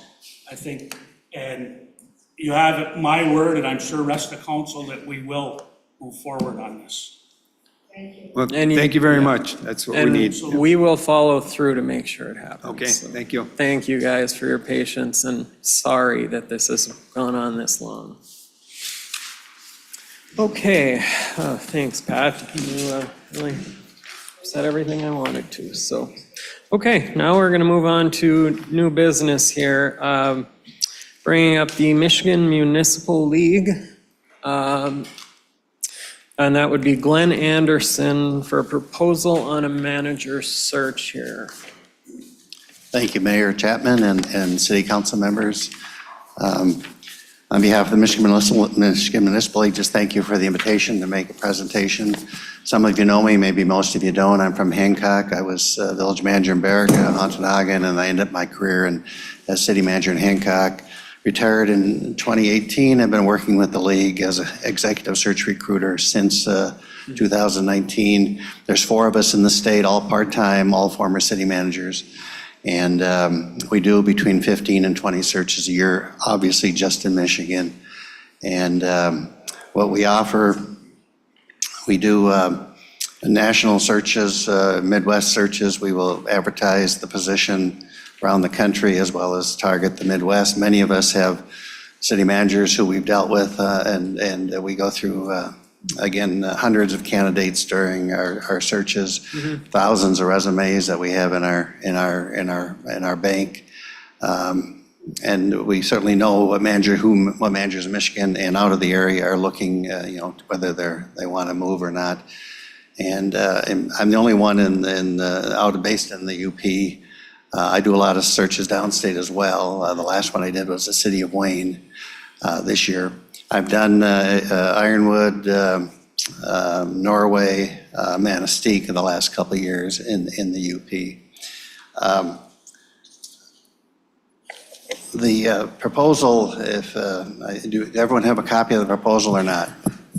If not, that's okay. We don't, no, and I think our email systems has been all over the place, so. I'll just give you, again, in the interest of your long agenda, I'll try to be very short. Thanks, But what we would do if we were retained is we would have a profiling session with the city council and the mayor at your convenience anytime, obviously sooner the better if that was the case. And what we'd be looking for is the council identifying your candidate profile, education, experience, skills, knowledge, traits, personalities, and we put that then compile it into a fairly comprehensive advertisement on behalf of the city, including finances, union contracts. We try to make an assessment of the city so that any candidate looking for the city is not surprised by anything. So for example, we would meet with the council and say, these are the 10 things that the new manager would need to address within the first 6 months or year, and you would certainly tell us what that is. And we'd want to put that in there so that a candidate would not be surprised if they are selected. So that's the first thing, would be a profiling session with the council.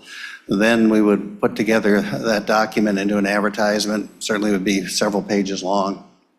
And then that gets advertised again throughout the country, throughout the Midwest. There's about 8 places where we place those ads. And anyone in the country who's looking to either move or get promoted into the city manager career in the country goes to those sites. So you would have excellent exposure to that. And then out of the applications, if you were selected us, we would screen just the applicants as far as their social media background, if they have known problems. We deal with a lot of resumes, as I mentioned.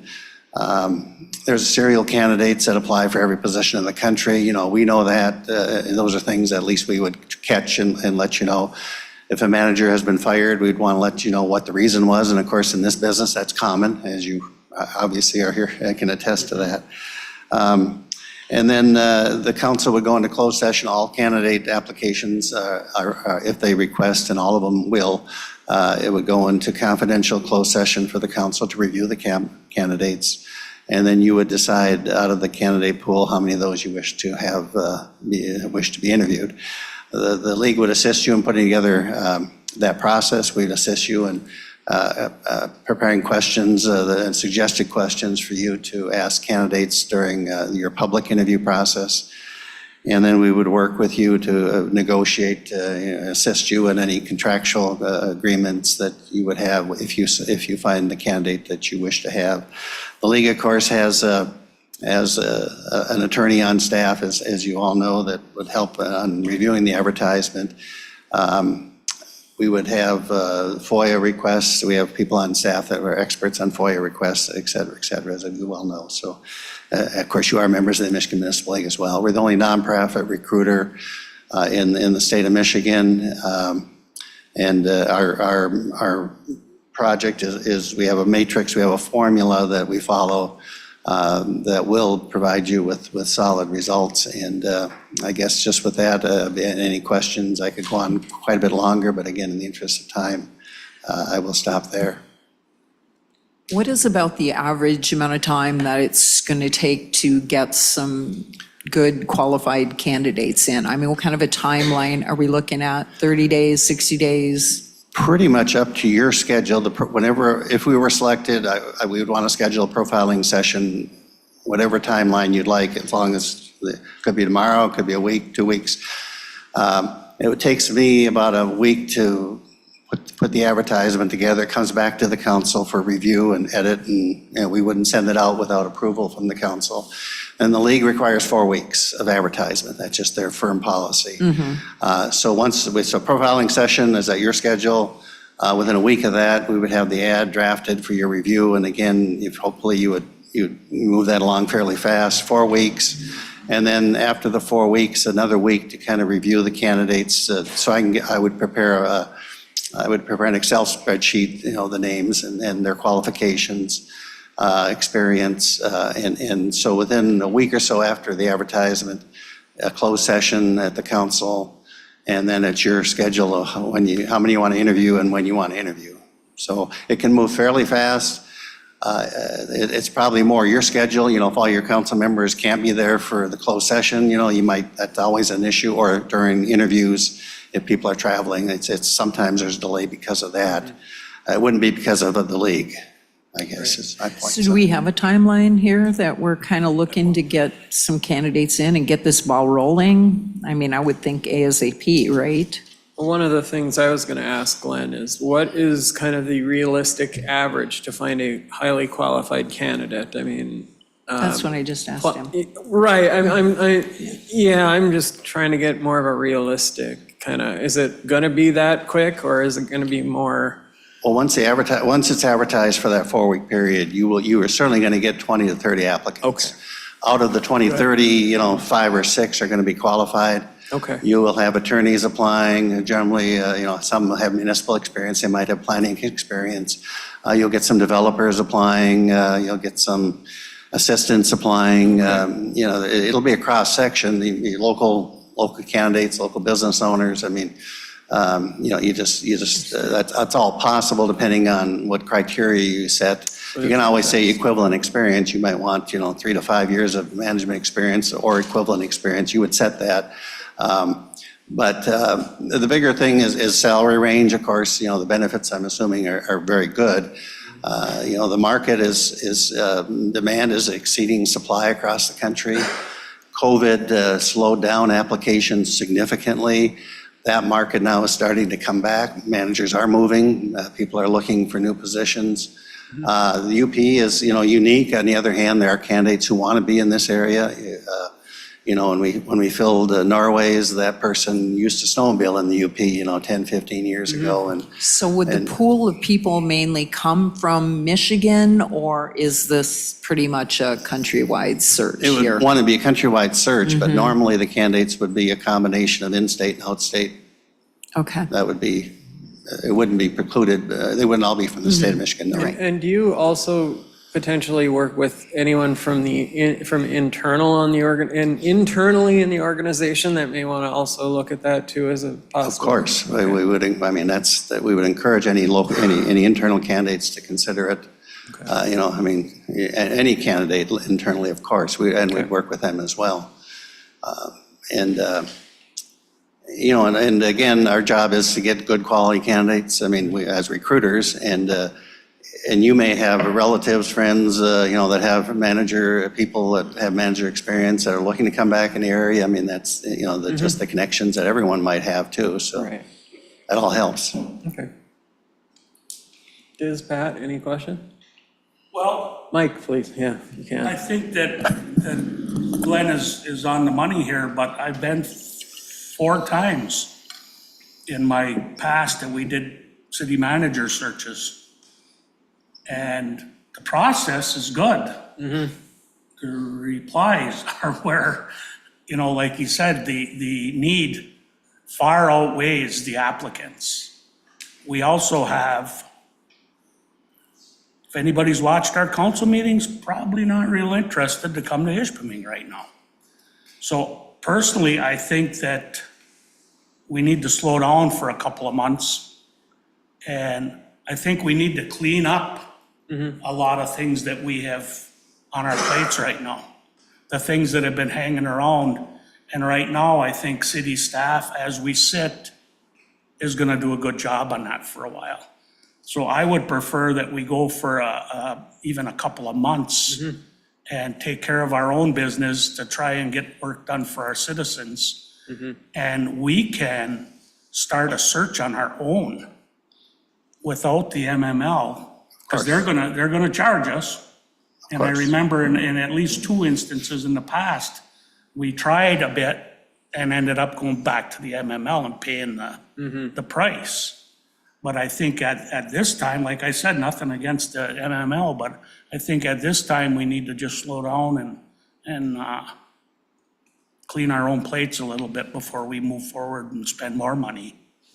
And Glenn, is that something that the MML also helps kind of with too, is if we are in that kind of position where what Councilmember Scanlon is saying, that we want to kind of clear up our plate, kind of try and make sure that we are doing right by our citizens. Is there a way the MML kind of helps the interim get through those processes too, or anything of that nature?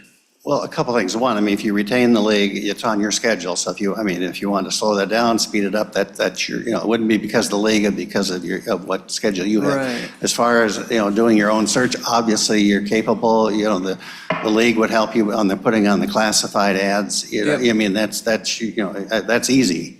I mean, once you have your ad, put together. So that's your call. I mean, obviously,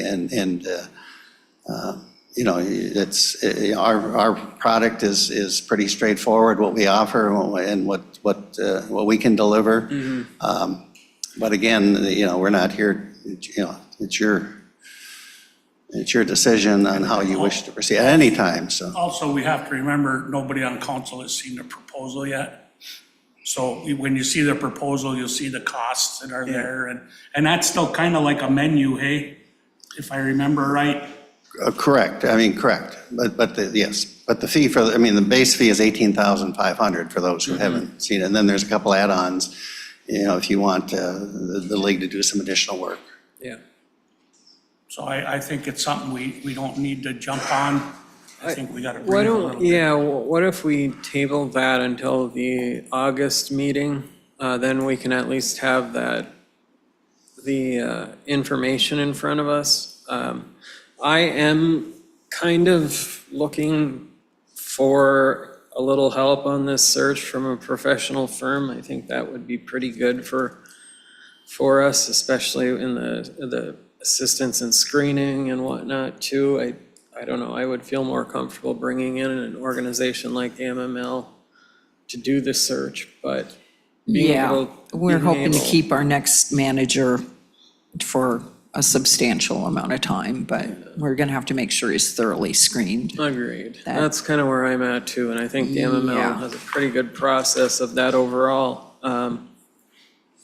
But I don't want to wait too long, so we get bogged down with our grant writing and our financing and that moving forward also.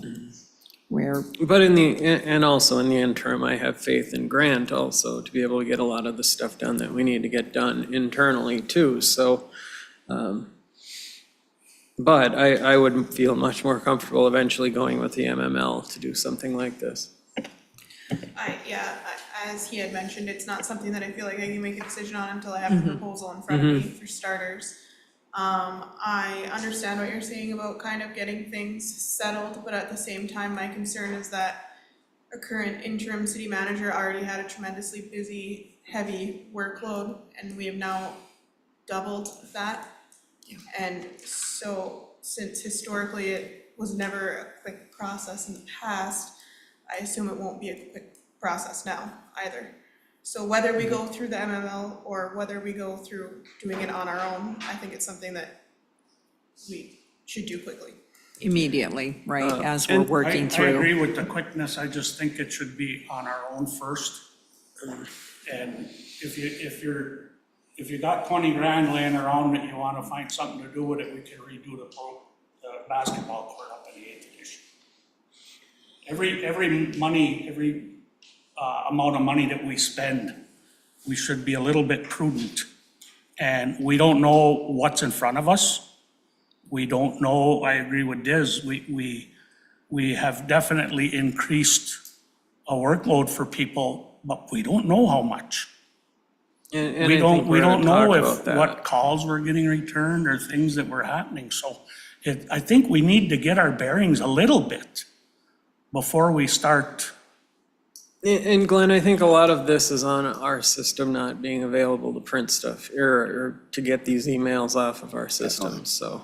No, I just, again, thank you for allowing me to be here. Yeah. Thank you. Whatever you decide, Yeah, the league will no, be I here if you wish appreciate us to and not. And the other is just totally separate. I just applaud you for all the projects you have. I mean, $38 million under water and sewer, half of that in grant, half of that 2% interest loan.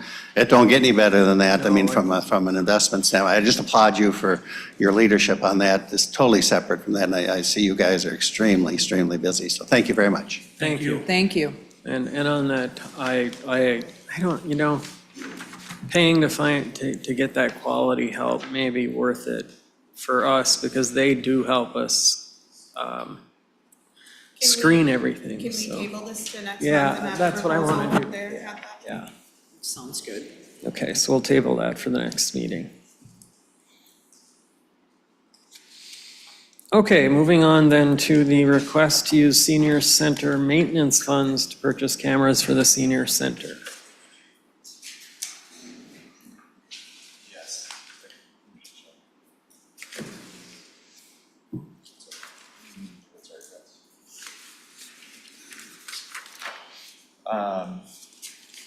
Chad?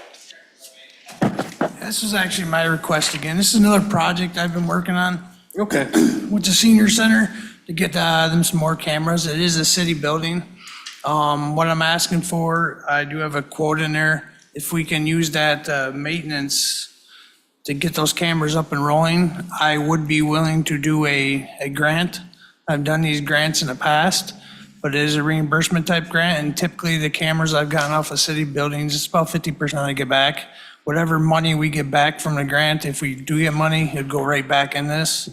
I just see this as I think it's good for the city because there's a lot of money into that Protecting our building. assets. And we are protecting that, and it's easier. All the footage does get brought right back to the police department, so it is viewed by us. It's not like viewed by the senior center. It's more to help out us in the city. Yeah. So that's what I would ask for. Yep. And how much is that? I believe $3,529.95. Your Honor, I will move that we do authorize use of senior center. Hang on, Grant is, Yes, thank you. Can we also include in that motion pending just a one last review of the maintenance fund agreement to make sure that we would be in compliance doing so? Oh, absolutely. okay. But I think we should be okay.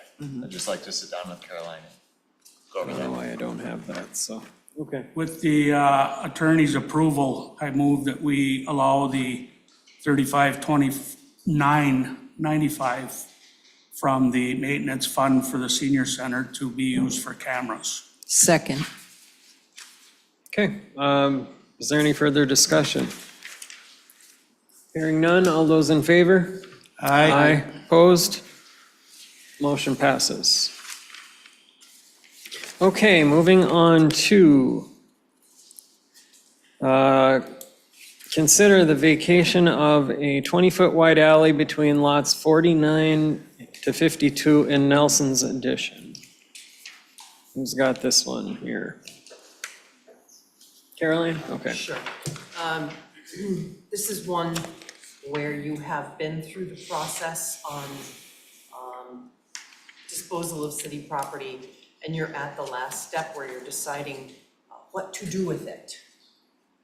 And the recommendation of staff is apparently to vacate the alley areas on both of these, E and C and D. Yeah, it's got to be C and D here. And the areas proposed to be vacated are shown highlighted in pink on the back of Right. Okay. And those are going to be split between the homeowners, correct? That's what Yeah, happens. okay. Can I ask one question of the attorney? Yes.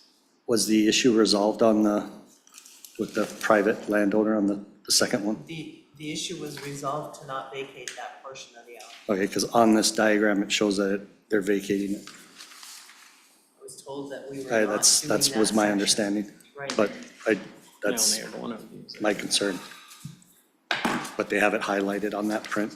Yeah, I don't know where that problem is located, so I'm Yeah. not sure if it's on here or not. I was told it was not, that we pulled one of them. Is that the only place where there'd be utility issues?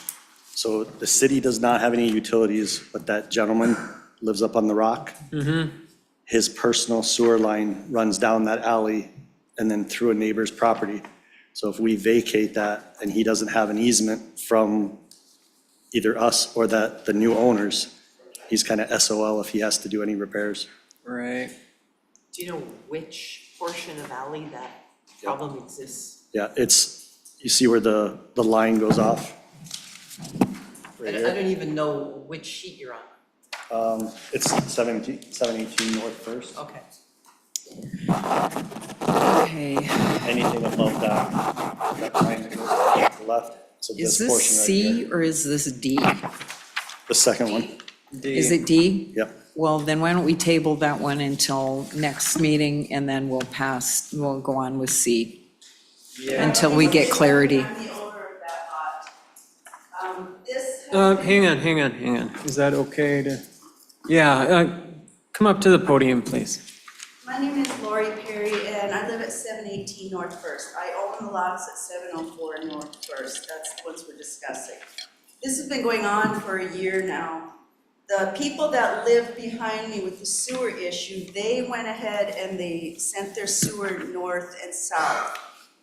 The city's already said they're not vacating that alley. I want the one east and west. Now, if anybody knows the history of the town, there was a school there. Yep. And there was an apartment there. The alley would have went right through the front door and out the back door of both buildings.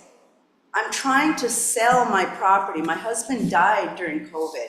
I can't sell it as long as there's an alley running right directly down the middle of my property, and that's all I want. I don't care about the north and south, just east and west between the two lots. And I know about the sewer issue, that's something else that's gonna have to take care of, but that's at the back side. That's not what I'm trying to vacate. I'm just trying to vacate the east and the west. Yeah. When I bought the property, I thought the lots were all just one big lot. It was a private sale. It wasn't through a realtor, so we weren't aware of this alley. But then when I tried to sell the lots, this alley issue came up, and now it's so confusing because the zoning commission said it's not on the old plat maps, it's on some maps, but not on the others, and it didn't show up during the school building, but it showed up after, and it didn't show up on the apartments, but it showed up after.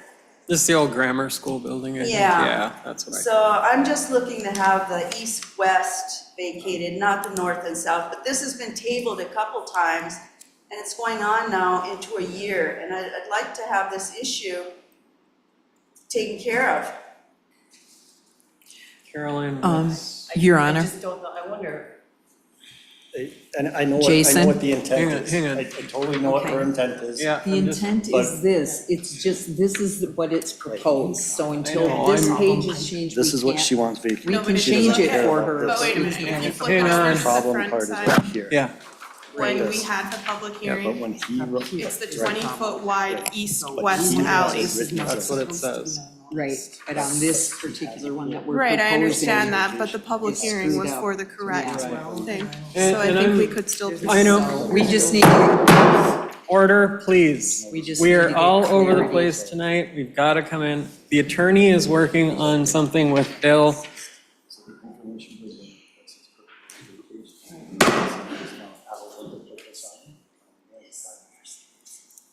I'm just trying to protect them. Council members, please. That's up to you guys. We've got to, the attorney had the floor. She was trying to come up with a legal answer. We can't be all over the place. We're trying to locate where the problem spot is, because what came to you previously was not to have included that area, but today's materials look like Yes. it does include that area. So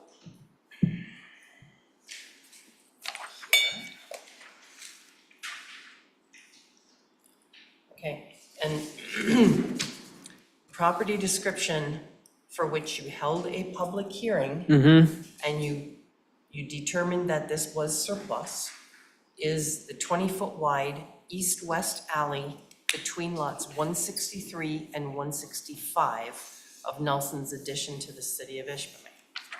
And it's my understanding that it is that east-west alley that Ms. Perry is requesting. Yes. And so if your motion was limited to that, that would solve the problem for today. Disregard the picture, go with the Yes, description. There you go. that's what we're trying to figure out. Okay.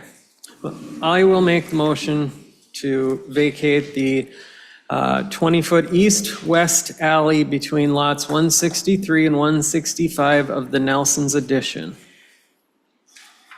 Okay, is there any further discussion? No, but we didn't do C yet. All right, all those in favor? Aye. Opposed? Okay, now we'll go back to the other one. Okay, see you guys. I'll make a motion, we vacate the 20-foot wide alley between lots 49 to 52 in Nelson's addition. Support. Okay, any further discussion? Hearing none, all those in favor? Aye. Opposed? Motion passes.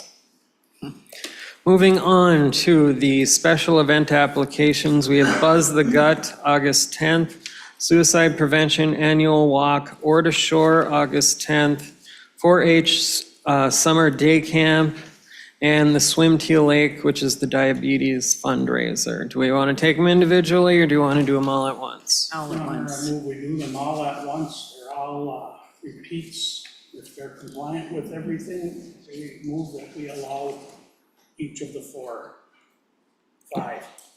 Okay, I'll support that. Is there any further discussion on the special event applications? Hearing none, all those in favor? Aye. Aye, opposed? Motion passes. Moving on to the second reading of amendment to ordinance 11-2700, CHN Ishpeming Tax Exemption Ordinance.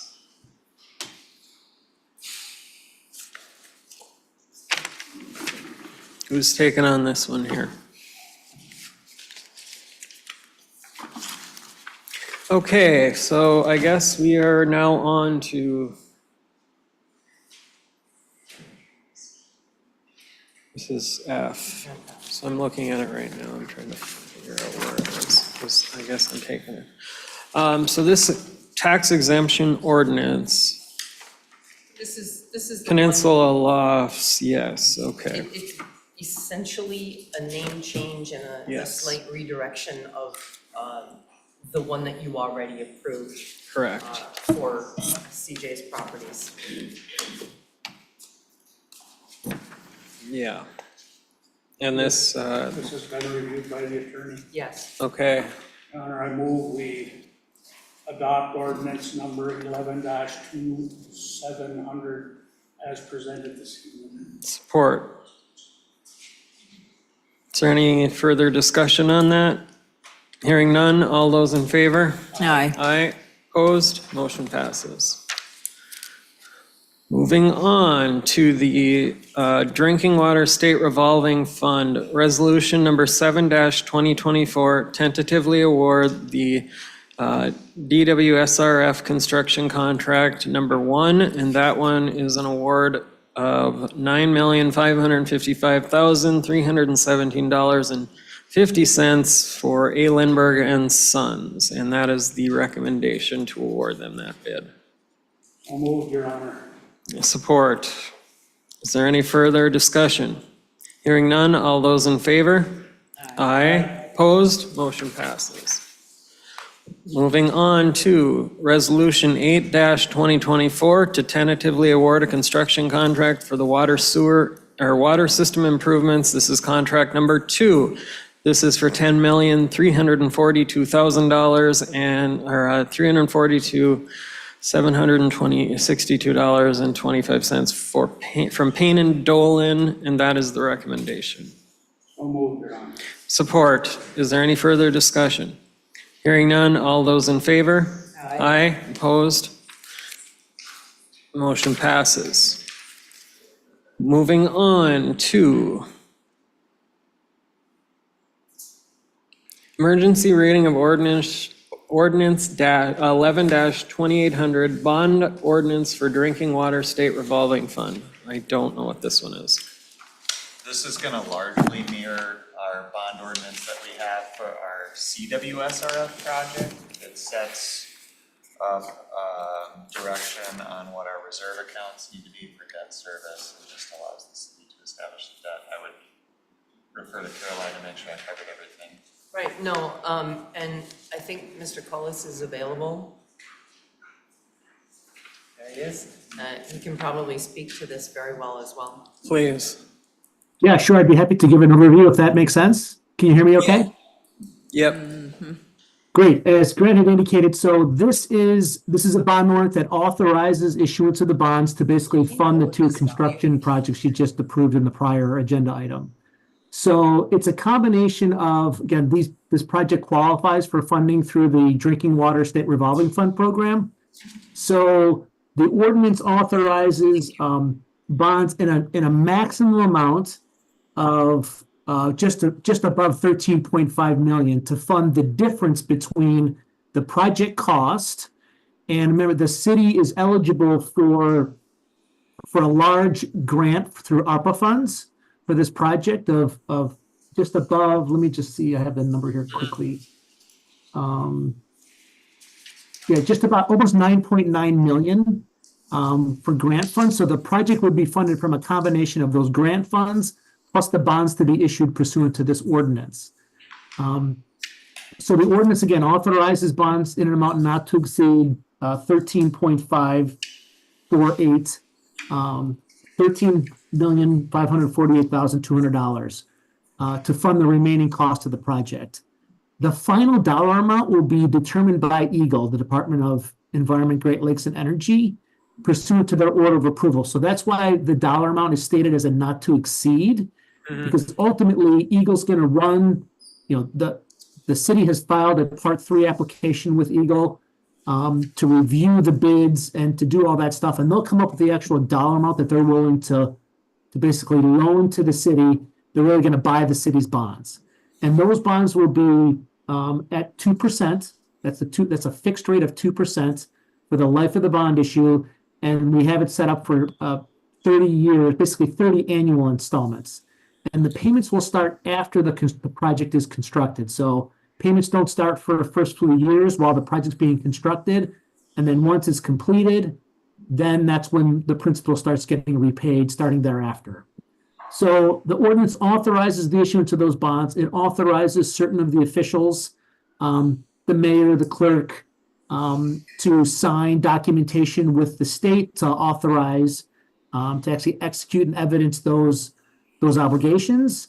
And then it puts in place, as Grant had indicated, kind of the flow of funds. There's a revenues of basically segregating revenues into certain accounts to account for operation and maintenance of the system, debt service payment on the bonds, is really, so that flows after you're paying your operation and maintenance expenses. So that's the substance of the ordinance in general. Again, authorizes the bonds, execution of documents with the state, sets the maximum dollar amount to be borrowed, and then that can be automatically reduced based on what EGLE ultimately approves in their order of approval for the project. Okay. Caroline, you've reviewed all of this? Yes, I have. And it's all in, Yes. it's all in order on our side, okay? Correct. Grant, everything's on order on your end on this one? Yes. Okay. All right. So this is an emergency ordinance, so this has to be. I guess the one thing maybe we should discuss, and this is kind of an agenda thing, Yeah. is we have the additional funding, which is included in this ordinance. So maybe if we want to just take a minute and note that this does include the additional $3.4 million in funding, which we're ready to discuss. And that's so. So if I can add to that? Yes, go ahead, please. So regardless of the decision you make in this, and whether you want to do the additional funding, the ordinance would automatically reduce to whatever the dollar amount is approved by Eagle. So if the city decides not to go for the additional funding, and Eagle decides, well, or Eagle says that they don't have the funds for it, then even though we put the $13.548 figure in the ordinance, it would automatically reduce to whatever Eagle approves. So say it is 3.5 million less, the fact that you might potentially approve the ordinance in this agenda item doesn't obligate you to do anything in the next agenda item. And it wouldn't, and the ordinance would be effective even at that 13.5, because again, it gets automatically reduced based on what Eagle approves and what the city, basically requests from Eagle. Yes. Thank you for clarifying that. Sure. Okay, do I have a motion on this one? Support. Okay, we have a motion and support to adopt the emergency ordinance, emergency ordinance number 11-2800. Is there any further discussion? Hearing none, all those in favor? Aye. Opposed? Emergency ordinance number 11-2800 is adopted. Okay, moving on to. Thank you. Discussion on the additional loan funding for the DWSRF project. And yes, thank you, Tom. Do you want to pass some of these down? Yes, I'm doing that as we speak. This is 10I getting passed out now.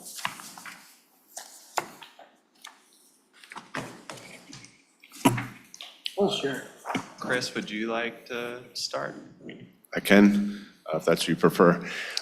So I, after we got the bids in, I talked with Grant, I talked with Craig, but then I talked with Grant. The bids are over what you guys have as a budget. I reached out to Eagle and asked them, is there additional funding? She said it's on a case-by-case basis. So I recommended to Grant that on behalf of the city that you guys request that funding. You're not obligated to anything with that request, but it's a first come, first served basis.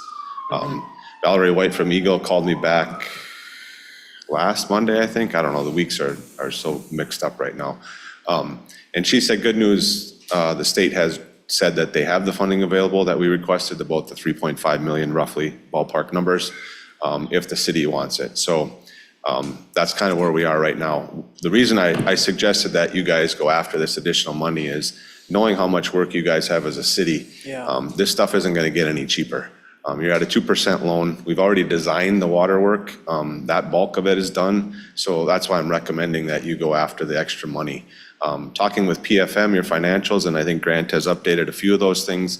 It looks like, based on Tom's input as well, you're not going to see any of that increase for probably a couple of years before that comes into your funds. I think you guys are in a good position fund-wise that you can absorb this and not have to increase your rates to your residents. And so I think it makes sense from that standpoint, but obviously that's up to you guys. It's only my opinion, so. What would be eliminated if we do not do this? Are we talking Salisbury location by what it looks like? We haven't approached that yet. We haven't, Your Honor. No, we have not. Because the reason being is that I can go in 50 different directions for you right now, right? And so I don't know, do we take out a contract 1? Do we take out a contract 2? What makes the most sense? I don't know. Salisbury is a bad area, but that discussion leads into the sewer, which is right after us, that if we're going to do Salisbury, then it makes sense to go after more than likely an RD application and try and get it through as quickly as we can to get that done, to go along with your dig once philosophy. And again, the RD funds, their rates are a little bit higher than Eagle actually right now. I think they're at 2 3/8.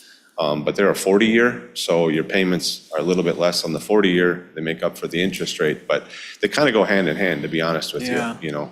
And this differential in what we had just came from the bids in where they came in from the contractors, is that what you're saying? That's correct, yeah. So in your project, right, the funds that were solicited a couple years ago with that work plan was just under $20 million, Yep. roughly. It's 19.995 or something like that. When we bid it, the bids, when you add the two together, I don't remember exactly, but I want to say they're around 20 million-ish, right? So then you have some contingency on top of that. You have engineering, you have PFM's fees, you have Miller Canfield's fees. So you add all that stuff together, and that's how we came up with roughly about $23.5 million. Right. So we're short that 3.5 roughly is what I'm saying. So the engineering fee doesn't change at this point. PFM's fee might change a little bit, and Miller Canfield's maybe, I don't know. They're typically based on the dollar amount of your bond, but they're not going to change substantially that, you know, it's gonna be detrimental to the project. As Chris is saying, my understanding is this is work that needs to be done. It's going to need to be done. This is public health infrastructure. The interest rates are not going to get any lower. And then we have worked with PFM and done some calcs. That's what you've been provided with as far as what this will do to our debt coverage ratio. So right now, without an increase, we're a little lower on our coverage ratio, but with a normal 5% increase, just one of them as we plan year over year, we are starting to get closer to that range. You can see the coverage numbers on the far right. You want those around 1.2 or above. And if we did a 5% increase next year and continued with these planned increases that are already in the works, we should be fine with the coverage. So we've done debt coverage calcs. We've looked at what the fund can support. I think Chris is on the money with his recommendation to pursue the funding. With the additional funding, is everything in this packet included then? No, Pat, that packet there is actually the sewer. So if you look at that packet, the red is the sewer that overlays where the water is. So the blue would be water and the red overlays the sewer. So with that, because they are kind of, well, I don't know, do you want me to continue with that or do you want to go with the water first? They're kind of intertwined, so. I think we should probably go with intertwined. Okay, I agree with you, because the reason being is that if you look at the red, which is sewer that overlays water, right? If we, how do I want to say this? I'm not trying to force your hand, but what I'm trying to say is that if we go for the extra water, then it makes sense to go for some extra sewer as well, because they're in areas that are going to affect each other. If we don't want to go for the extra water, then there's areas in the sewer that we can say we're not going to touch, but there's still some areas that overlap enough that we should still go after some extra sewer funds, which is going to be a separate application to rural development, because we don't have that ability to go to Eagle. But that, again, I think looking at your revenues and your expenses, I think you can absorb that as well and still be in a good cash flow situation. So what you have, Pat, on that is the red, like I said, overlaps the blue. Those would be areas that we're doing water in that also need sewer work. And so that package, you're probably looking at somewhere between 5 to 6 million. That would be to rural development. And again, that's variable because we have to fine tune some of these, and I just don't know where that's going to come in exactly. But these are the 5 areas that we've identified. One of the major ones is Salisbury. Another one that you'll see on there is Washington Street, which we're looking at, doing with the small urban. That has some sewer underneath it that needs to be redone.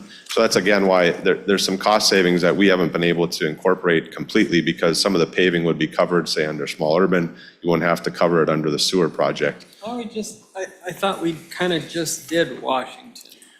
No, we just talked about doing Washington with the small urban, which is going to be a 2025 project from Greenwood down to Old Washington.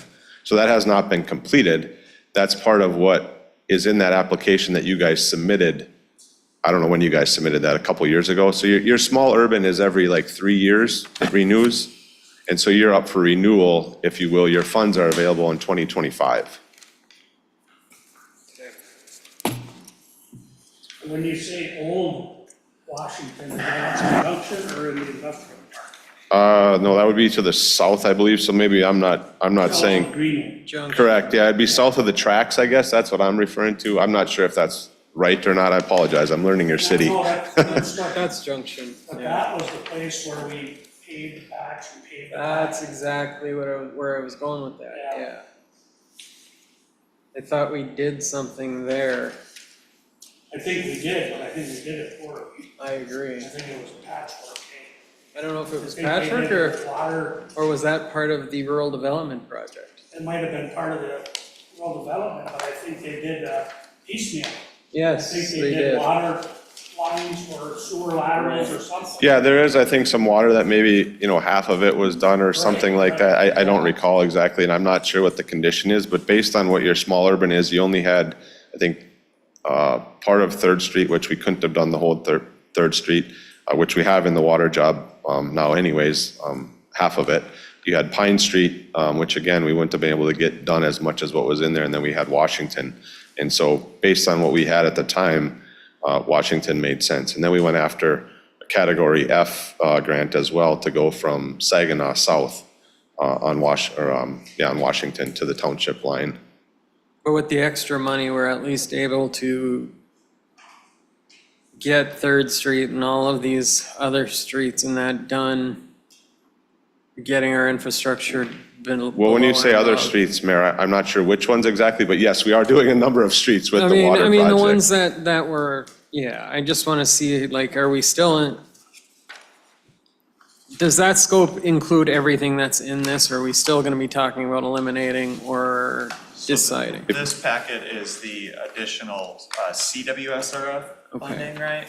And the DWSRF funding, that's just bringing us up to the full scope of the project That we've is already correct. decided. So this Yes. green Okay. sheet is the additional R&D funding for for sewer efforts that we're going to pair with CWSRF efforts, right? Yeah, correct. So the blue that's on these 5 sheets that you see is not the entire water project, but that blue would be covered under the water project if you completely funded it, if that makes sense. That's what, Then, yeah, that was then on my top of that, the red that you see on these is sewer that needs to be done, that's not in the CWSRF, and that's to the tune of the 5 to 6 million that we could go after a rural development application, hoping that we would get that funded in 2025 or whenever they can fund it, and that would be done in 2025 as the water is being done. So we would combine the two of them together basically to Yeah. do your dig once philosophy. The last time we did a rural development fund thing, though, don't get me wrong, they made us raise the rates, correct? Correct. So that would be part of our analysis, and that's what I'm saying, is that I don't believe, based on your cash flow and where your rates are at, that you would have to do that, but that would be flushed out in that application. So Okay. we don't have to do it. If rural development comes back and says you got to raise your rates and you're only going to get this amount of money, that's up to you guys. You can always, you can decline their Okay. offer, It's one of those things that we need to know as a firm, can we get going on an application? And I should say they're not free. Our applications are probably, this would be a little bit less than normal on average, are probably 25 grand. We have some of the information already that we need because we did the DWSRF, Yeah. so it might be 15 to 20, but that's all part of that package. That all becomes reimbursable back to the city then, once the loans are obligated. So just shooting from the hip, Yeah. $6 million at 2.5% interest over 40 years, is about $239K a year. We have existing CWSRF payments which will take effect at about $350K a year average.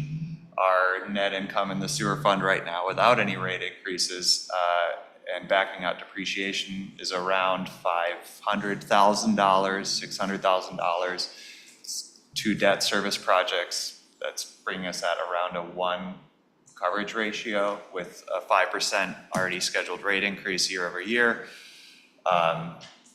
We should, like we see with the DWSRF funding schedule, see that number go up. I don't want to give any hard numbers because we don't have any hard numbers, but just like it's within the scope of possible funding. I think what we want to do with this is direct Chris to go ahead and get started on this application. Correct. And I'm not saying that it's going to be all loan. There's a potential that you could get grant, but I guess I'm coming with worst case scenario, just so you guys are prepared for the worst, If we can get you guys grant, we will. I just don't know without crunching all the numbers, and I haven't had time in the last week to do all of that. It's a kind of a complicated formula when you get to it. So based on your numbers, we can't afford this. With the normal rate increases that we already have in place and the schedule of rate increases, Right. this should be affordable. And if it's something that we get into further analysis, we can also maybe scope it back. Yeah, we can step it back, correct. Okay. We're And what are we looking to get the looking at, ball. just as a projection, what are we looking at for what are considered normal rate increases now, year after year? 5%, I believe, are written into the fee schedule. Okay. So that's like in our city fee schedule, that it's just 5% Correct. every year. Bill, you look like you wanted to say something. We're gonna be doing a rate study here after 2 years.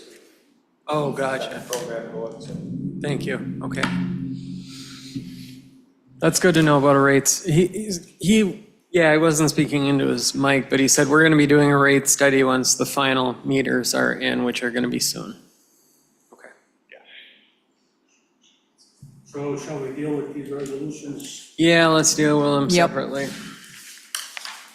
Your Honor, I move that we adopt resolution 9-2024. Is that the first one? So I think these are just discussion topics, so maybe the motion might be to accept the additional funding, which was the final number which was presented in the bond ordinance, the $13 million bond. Because the additional 3.4 will be in the form of bonding, not grants. And then the second one would be to direct Chris to start the R&D application. Correct, yeah. To get some So more it's not money. going to be a resolution, we're just directing. Those next resolutions are just authorizing me to be able to sign Sign what it. Craig was able to sign. And I apologize, that was No, unclear no, on the you're fine. agenda. Yeah, the next two resolutions are signatory resolutions that we need on Eagle's side, sorry. So I would move, Your Honor, that we direct the manager to have UPEA move forward with the additional funding. And what was the other contract? So there's sewer and water. So on the water side, we would just have to let Eagle know that we want the additional funding, which would bring us up to the bond that you guys passed earlier.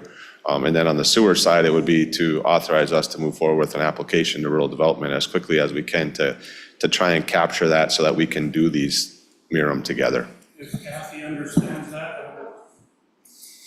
So I don't know if you want to do them all as one or if you need two separate resolutions. It might be cleaner to do it as two. I think we should do it as two, and it might be beneficial too to also note that there will be a cost with putting that application. We are putting some Correct. money down.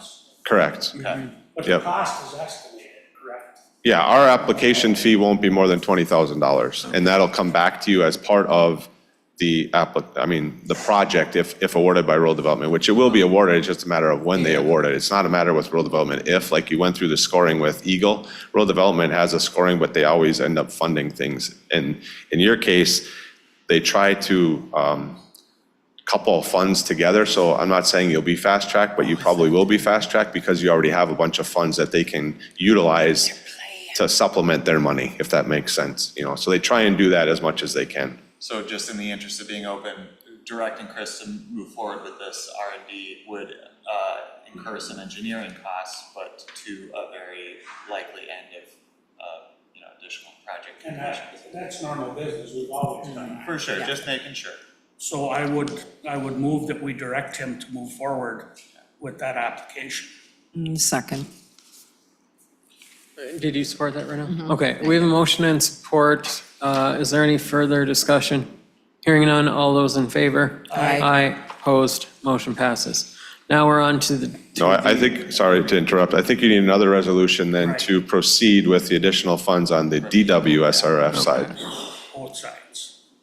So can we explain that more clearly for Kathy? Of course, so And that will be, public. we are accepting the additional roughly $3.4 million in debt funding from Eagle. That's correct. And that will be towards the ends of fully funding the original DWSRF scope that was bid out. And that, again, will be so moved. Okay, we have a motion and support. Is there any further discussion? Hearing none, all those in favor? Aye. Opposed? Motion passes. Thank you. Any other questions? Not yet. Do you want a quick update, if I might, on the project, or where do you want to? Yes, please. That would be wonderful. So they are moving along fairly well, I think, in that area, minus a little snafu today, but we've moved through that. We had some issue with the gas line, but so they are over in, is it Ash Alley? Is that right, Bill? Ash Alley. They'll be there for probably a day or two. They've got most of the stuff done on the west side of Hickory. They tried to stay out of Hickory as much as they can confine everything to the west until the 4th. They're going to try and do most of the mainline stuff while they have some bigger equipment right now, and then they'll move to the alleys after that. So I think their next step is going to go into Joplin and Hewitt. Is that right? Hewitt, and then there's some work that will connect into Prairie on a couple of those. So I think one of the questions was Prairie. Prairie actually has sewer work that's being done. I don't know where the funding is on the other side. I know you guys had a category B, that's with GEI, but I can speak for the east side. That will get repaved with the sewer project as we redo each manhole, and then there's gonna be services that come into that. So I think they're at a good point where they are right now. They seem to be moving fairly quickly. The alley's gonna be a little bit tight for a few days, but they'll get through there.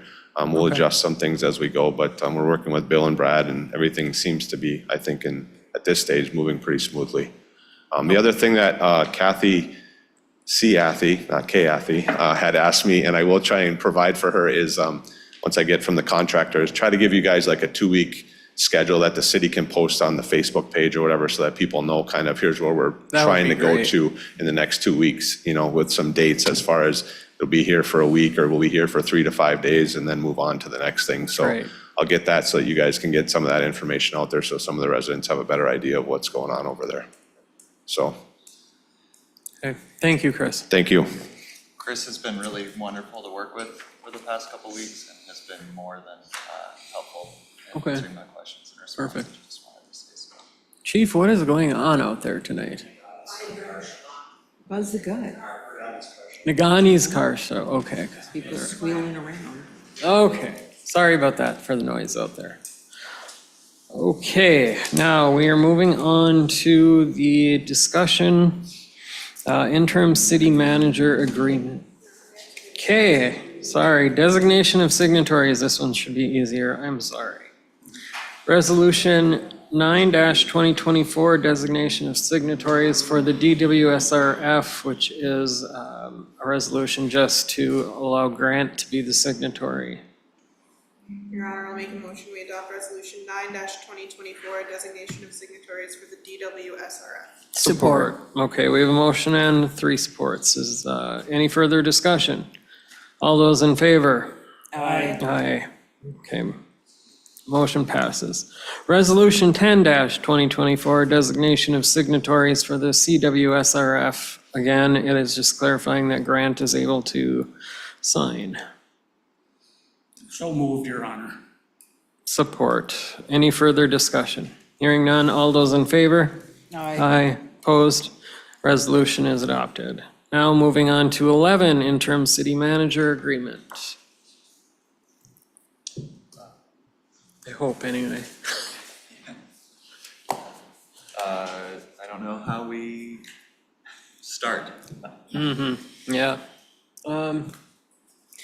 Well, as we were directed, we met. Yeah, That's a good place and to I guess start. I can start too. Councilmember Bean and I met initially right after that Thursday meeting. We met together on Monday and we agreed on a lot of different things. We were the ones who then worked to get the Michigan Municipal League involved. We worded up the things that needed to go to the press together and had, just some very productive conversations and spent about 2 hours working on that kind of stuff together. And then Councilmember Scanlon and I met with Grant and Caroline to discuss the interim city manager agreement as well as the potential for different temporary interim roles. So who would like to kind of take on I could outlay my proposal. Yeah, and I think I think your proposal is very agreeable. That would be my recommendation, so if you want to go down that, it's a perfect place to start.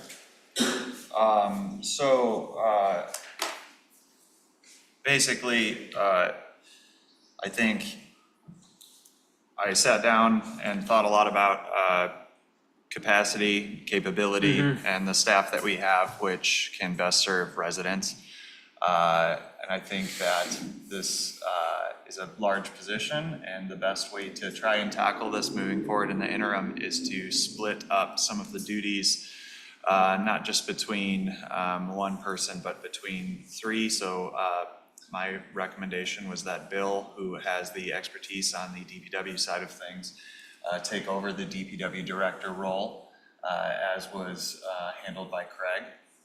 And my other recommendation was that Ms. Kathy Smith, who has been pretty integral in pretty much everything, including some technical paperwork, some grant tracking, some project tracking, be just formally recognized for the work that she's already doing and has been doing.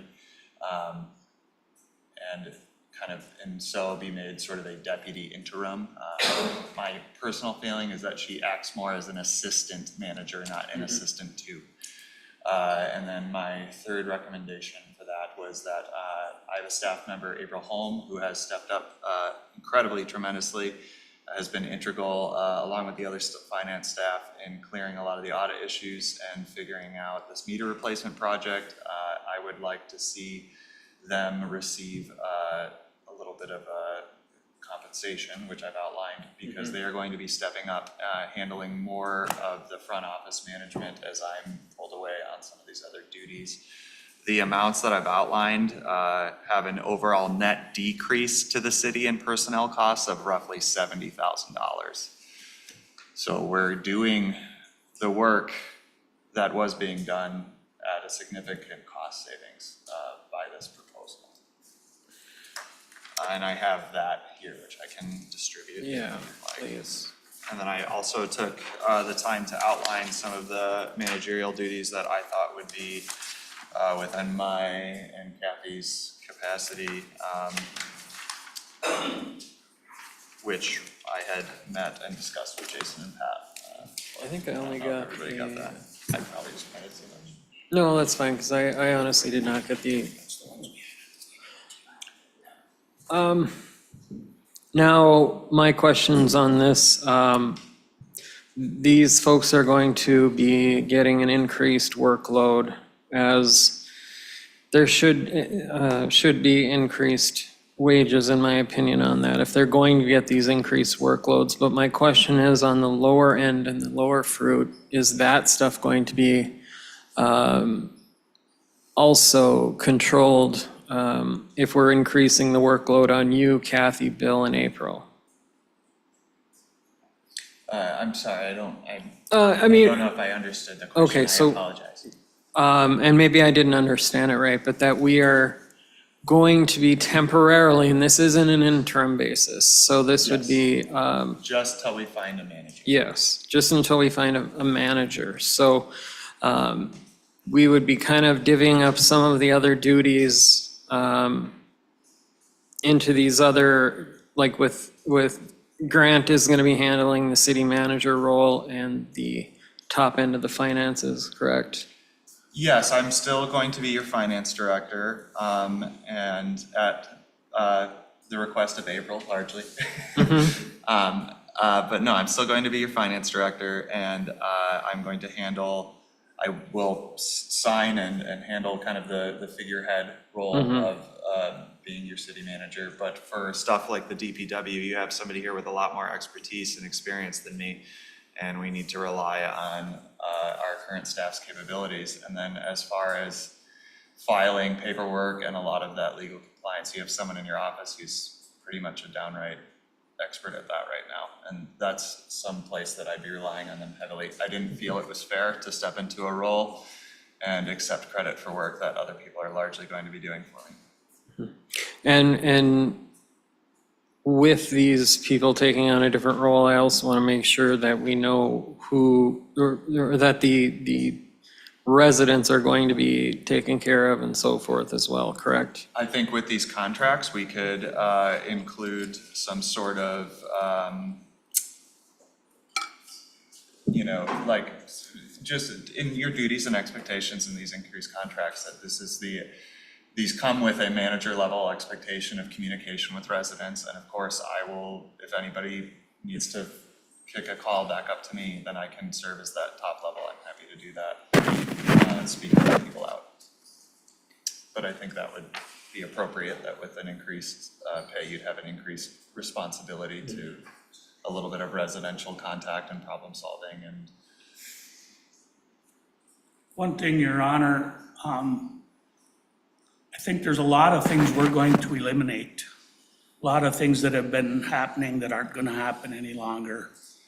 Programs, software, things like that. And that's part of why I am not in a rush to not, we can look, certainly, that's a long process, but I think that it's, these are the people that know what's going on. Right, I And that's what I understand. think is good. I think we've got a lot of things that we, at least in my mind, that we probably want to take care of. Whether it's eliminated or not, or cut back, or changing our operational duties. So I think that this is a really good team. And I think that as we divide this up, it seems like it's pretty consistently 15,000, 7,000. What is the time parameters of this money? I mean, is this for the year? This is an for a annual month? stipend. Is this? excuse me, yes, this is an annual, so you'll see the annual savings, But yeah, it's not paid. in a It's lump sum. paid, right. So if in a month we found a manager, they would be getting the prorated amount. So this 15,000 is between now and the new year, right? This would be 12 months. It would be the increase in, Okay. if it's 15,000 is a $15,000 annual increase. So Right. if this happens for 1 month, it's 1/12 of 15,000. Because, I mean, I hate to be a stickler, but we just gave Kathy a raise, if you remember, of what, 5%? Absolutely. Yeah. Not that long ago, and, Again, we're asking for more. okay.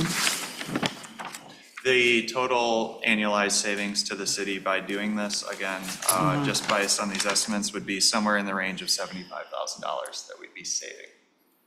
So the work is getting done at a savings to the residents, and my opinion may be flawed or skewed in some way, but I'm doing the best I can to provide the best way forward.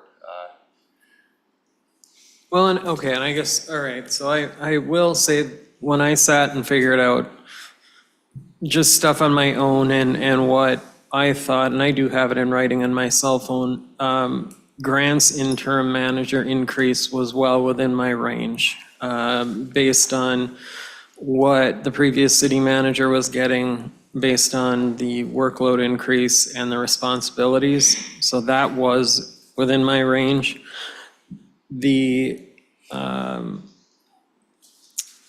The rest were a little lower on my end, but, and then April's was right on par too. But after looking at, say, what Bill's base rate is right now, which is 62,000 a year, is the general, 67, okay, I thought it was 62. Yeah, I have to be honest, I think that I have no problem with Grant's salary. I personally think he's been modest there. I do but too. I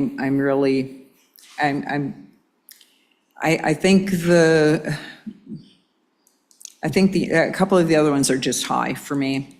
I really do. If I have earned any clout for anything that I've done in the finance department, I would just ask for your trust that these people know what they're doing and we need them to move forward. I need them to do this job successfully. That's why they have even increases. And that's, again, just respectfully my opinion, it is council's decision, but that's. And alternatively, a couple of these people that are listed here are in a union and under a contract, and we can't really make them do any of these additional duties. Why would anyone do them for free, right? Right. So they're gonna have to be compensated. And again, this is on an interim basis, and I do trust Grant on this one. I think he's done an amazing job for us. I do as well. I think I think it's money well spent in all of these positions. I'm not gonna sit and tell you I know what it's gonna involve. You know, I don't think anybody does. Right. So it's gonna be a day-to-day discovery, and things are changing. I think it's a good opportunity for us to clean house, for lack of a better word, to get everything. We kind of bogged down, and we're still way bogged down with all the projects we got going. And all of these people are key players. Okay, so is this gonna be, so? Wasn't quite Oh, I'm done. sorry. The monetary amount is, we're still putting 75 grand in the bank, At least. you know? And I think that it's very reasonable, and it shows these people that we're counting on them and we appreciate them. That's all. Yeah, go ahead, Renell. I was just gonna say, as long as we're going to do this for 1 year and 1 year only, and then we would renegotiate if we need it again for another year. Well, hopefully we have a city manager before then. I'm not Well, I even, know, but, Yeah, I'm hopefully, not even saying a year. To Yeah, me, it- it's pay period to pay period. yeah, Until, right. it's just prorated based on the month, yeah. okay, The only thing we need to do is we need to talk with the unions, Yes, because we have some contract language here that I'm sure isn't gonna be a problem. and I mean, we can ask Bill right now if he's willing to, and I'm Well, sure that was he, my you next know. question. Did these people agree to this? Or an agreement, but it would still have to be negotiated with JT, because it is, regardless of what I think, the union has to Right. sign off Agreed. on it. And that's understood. And then Kathy knows. the only other thing that I would bring up is, regardless of how you guys do it, Craig was the street administrator, so it's in your guys' best interest to assign the street administrator tonight, because all of these street projects and everything are gonna require signatures, you know, going to the state and everything, and That's a perfect example of what I'm talking about, Billy. There's so many little hidden, who's our cemetery sexton right now? And that's exactly Yeah, what I mean. that's true All of too, these yeah. things we have to flesh out. Yeah. And we boggled it all up, so we can go back with this core group of people, and they're all good people. So I think it's a very reasonable transition. And one of the things, and I think we need to get together and have a workshop on a couple things too, because we do have some software that we have that may not be getting utilized, like the Text My Gov, and I don't know, Bill, if the software that we ended up getting for you guys is being used or not, but I think this is a good time to flush out the things that are not working also. I already asked if that works. Oh, all right, so did you Text My Gov too then? Not yet. Not yet, okay. I'll be happy, that'll save us. Your Honor, I would move that we adopt the presented wage variance and move forward with contacting John Thomas for union approval and agreement as needed. Is JT still the union person for that? Okay. Support. I had one question before we move Yes. forward. Would you accept partial decrease in my number in lieu of like a one-time vacation addition, like a 5-day No, addition? I was gonna treat Decrease the that, I was salary? gonna treat that differently. Don't worry, I'm still bringing that up. I agree. I'm still bringing that up, don't worry, yes. Okay, we have a motion and support. Is there any further discussion? Hearing none, all those in favor? Aye. Opposed? Motion passes. It's a big thank you to all the people involved to Agreed. help us get back on. And this is trust. Thank you. I and I would, appreciate you enlightening me, yeah. because you know me, I'm about the money. Well, Sorry, I'm not. Gotta do it. No, that's fine, that's. I wanna know where questions it's are good. going. Checks and balances Yeah. are good. I have to give my honest answer as I see it. And that's great. And that's what I That's what I appreciate about expect. you. And I would also like to make a motion that we extend the offer of 5 additional vacation days to Grant on this one. Is I that, would support that. The workload that he's been putting with our financial woes, I won't say problems, but I think he deserves that. Once again, a one-time deal. It's not a contract negotiation, but I completely agree. now is that, Could you maybe, we should specify that they don't get paid out or something, because that way it doesn't affect the bottom line. well, these are, yeah, paid vacation days that you must, yeah, that you That can do not use. carry over. Sure, that works. True. Yeah, paid vacation days that don't carry over. Perfect. That's my motion. Why?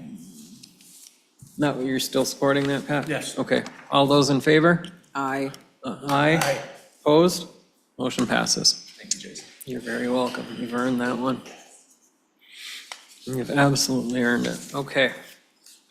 Moving on to the police chief request to attend the Police Technology and Equipment Exchange Conference. I support that. I do too. This is a great idea. I'm just gonna Let's go on. make the motion to allow Chief Radaba to attend the trip in the conference or the Police Technology and Equipment Exchange Conference in New Orleans. Not, do you have a full estimate on the cost of this?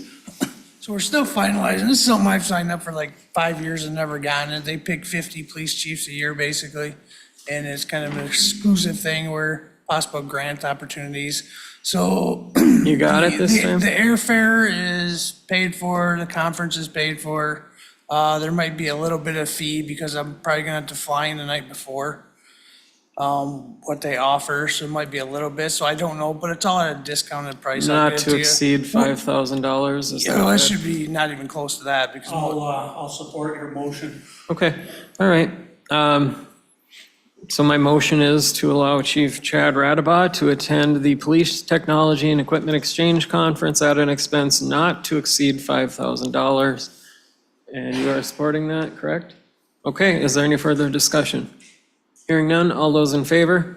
Aye. Opposed? Motion passes. That's pretty impressive, Chief. Yes, it is. Congratulations, Chief. And I love you because you always pay for everything. Yeah, you continue to do a lot of amazing things, so that's great. Okay, now we are moving on to the second reading of Amendment to Ordinance 8-100. It is a zoning ordinance map amendment for multiple residential to general residential. And Al is not here, so is this just a formality of a correction?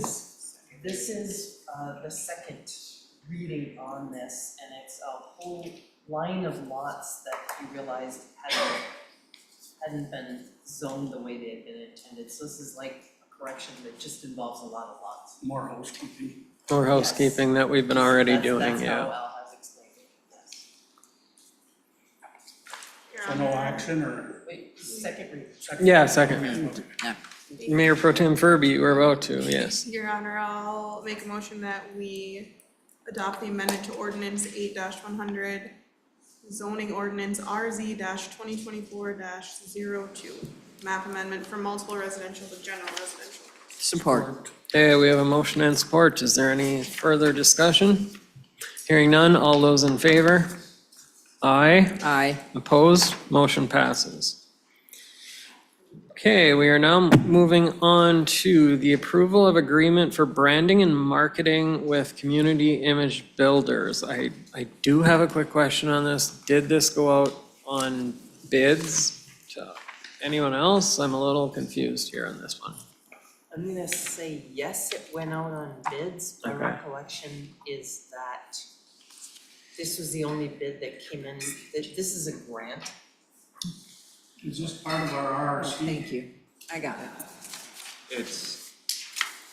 That's what I'm kind of remembering I here. believe it's a Yes. state grant, and it's for Yeah, about it's, $50,000. yep. And that's why, if you look on the first page down in section 4A, Mm-hmm. and it says it's fixed not to exceed $48,500. Okay. Yeah, and this is a full grant, if I remember Yes. correct. Right, Yeah, yeah. right. Okay. Yeah, this is no cost to us, Mm-hmm. and I think this came as soon as we got our RRC compliance. Yes, so this is part of the final RRC. It was one of the things we were kind of gunning for. Yes, To cross that line. yep. This is our whole rebranding, so.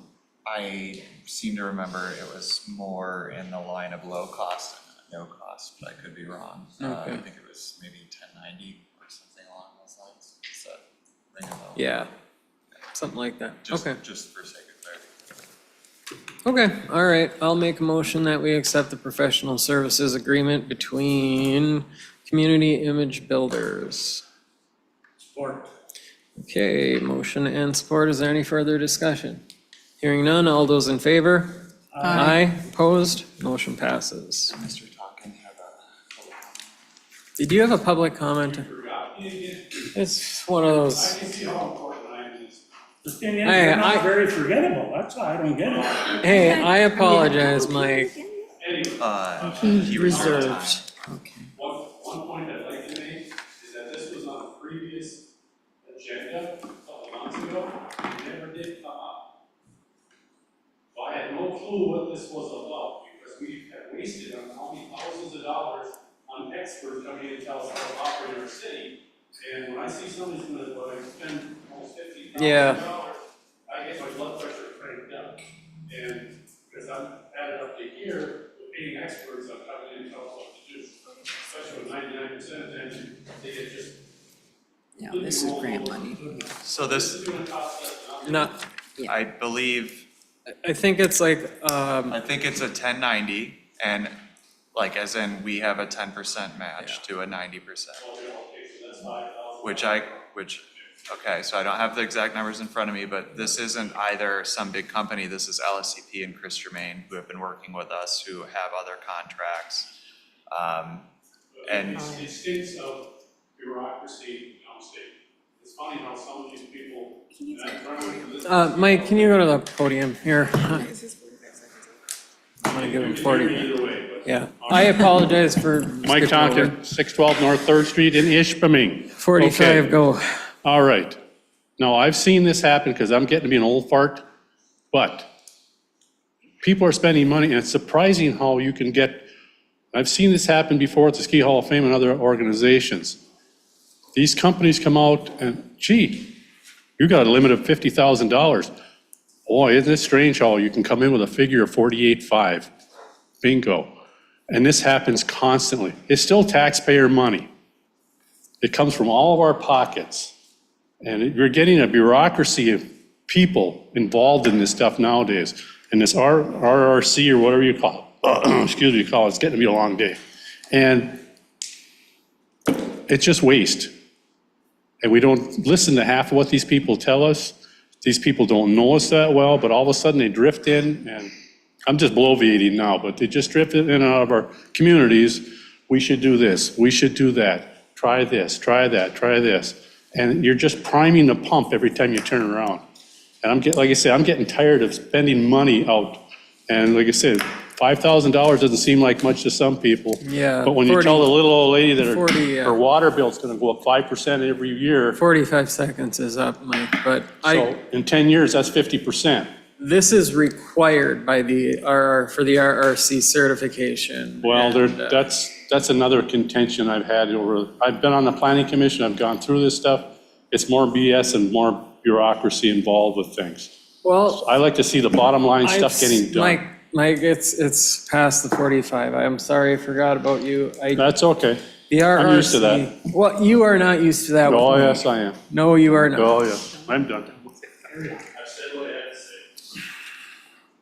Mike, I owe you an apology for not having the information ready at hand. We'll do better next time. And LSCP, if you're listening, I do apologize as well. I should have been ready to speak to that contract. That's on me. You're okay. Okay, moving on to Resolution 11-2024, designation of authorized official drinking water asset management grant. This is another signatory resolution. Okay. Same as the other ones, it's just for DWAM. And this is giving who the, Your Honor, I would move that we adopt Resolution 11-2024, the resolution to designate authorized officials for the drinking water asset management grant and designate grant as our signatory. support. Is there any further discussion? Hearing none, all those in favor? Aye. Aye. Opposed? Motion passes.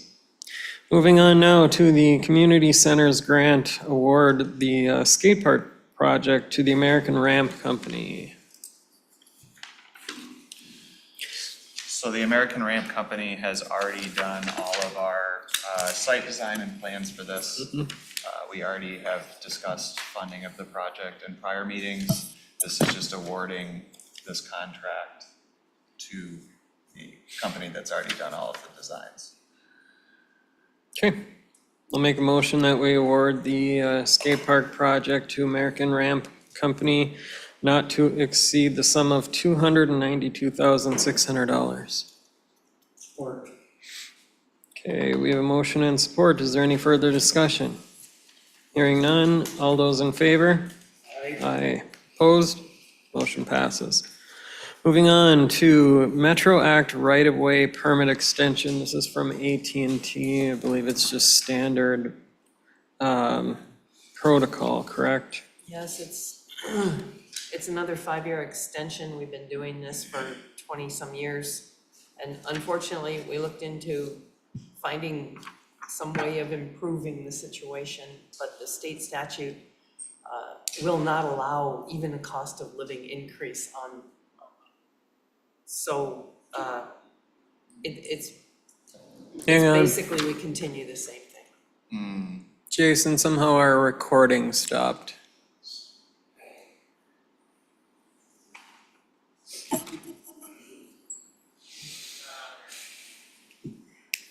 Technology's a wonderful thing. Yeah, technology. And I hope that people will bear with us. This is our first meeting with an interim city manager. Yeah, and this one may be an active guy. That's right, you're right. It does time out after 3 hours. We have to start invoking the Tobin, yep. rule earlier. Okay, we're gonna just continue. It is still being streamed, I think, just not recorded. Texting Jason right now. Do you want me to continue or wait until we have an idea? Okay, so pause. We're gonna take a 5-minute recess.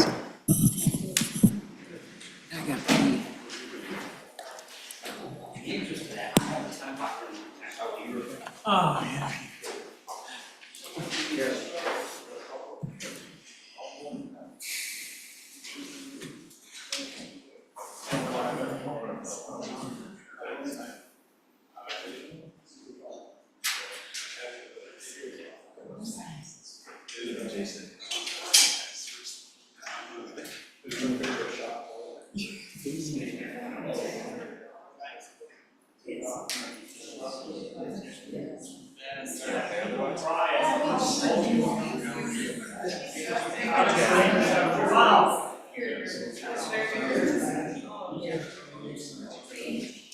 You got 700.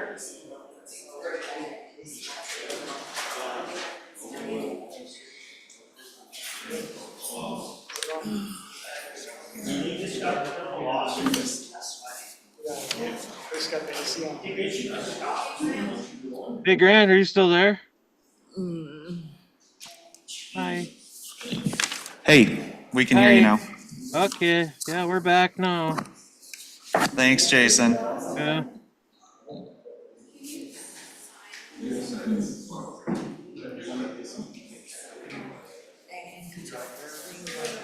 break.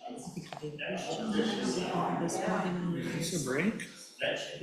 Yeah, but I'm just. All right. Good job. Thank you.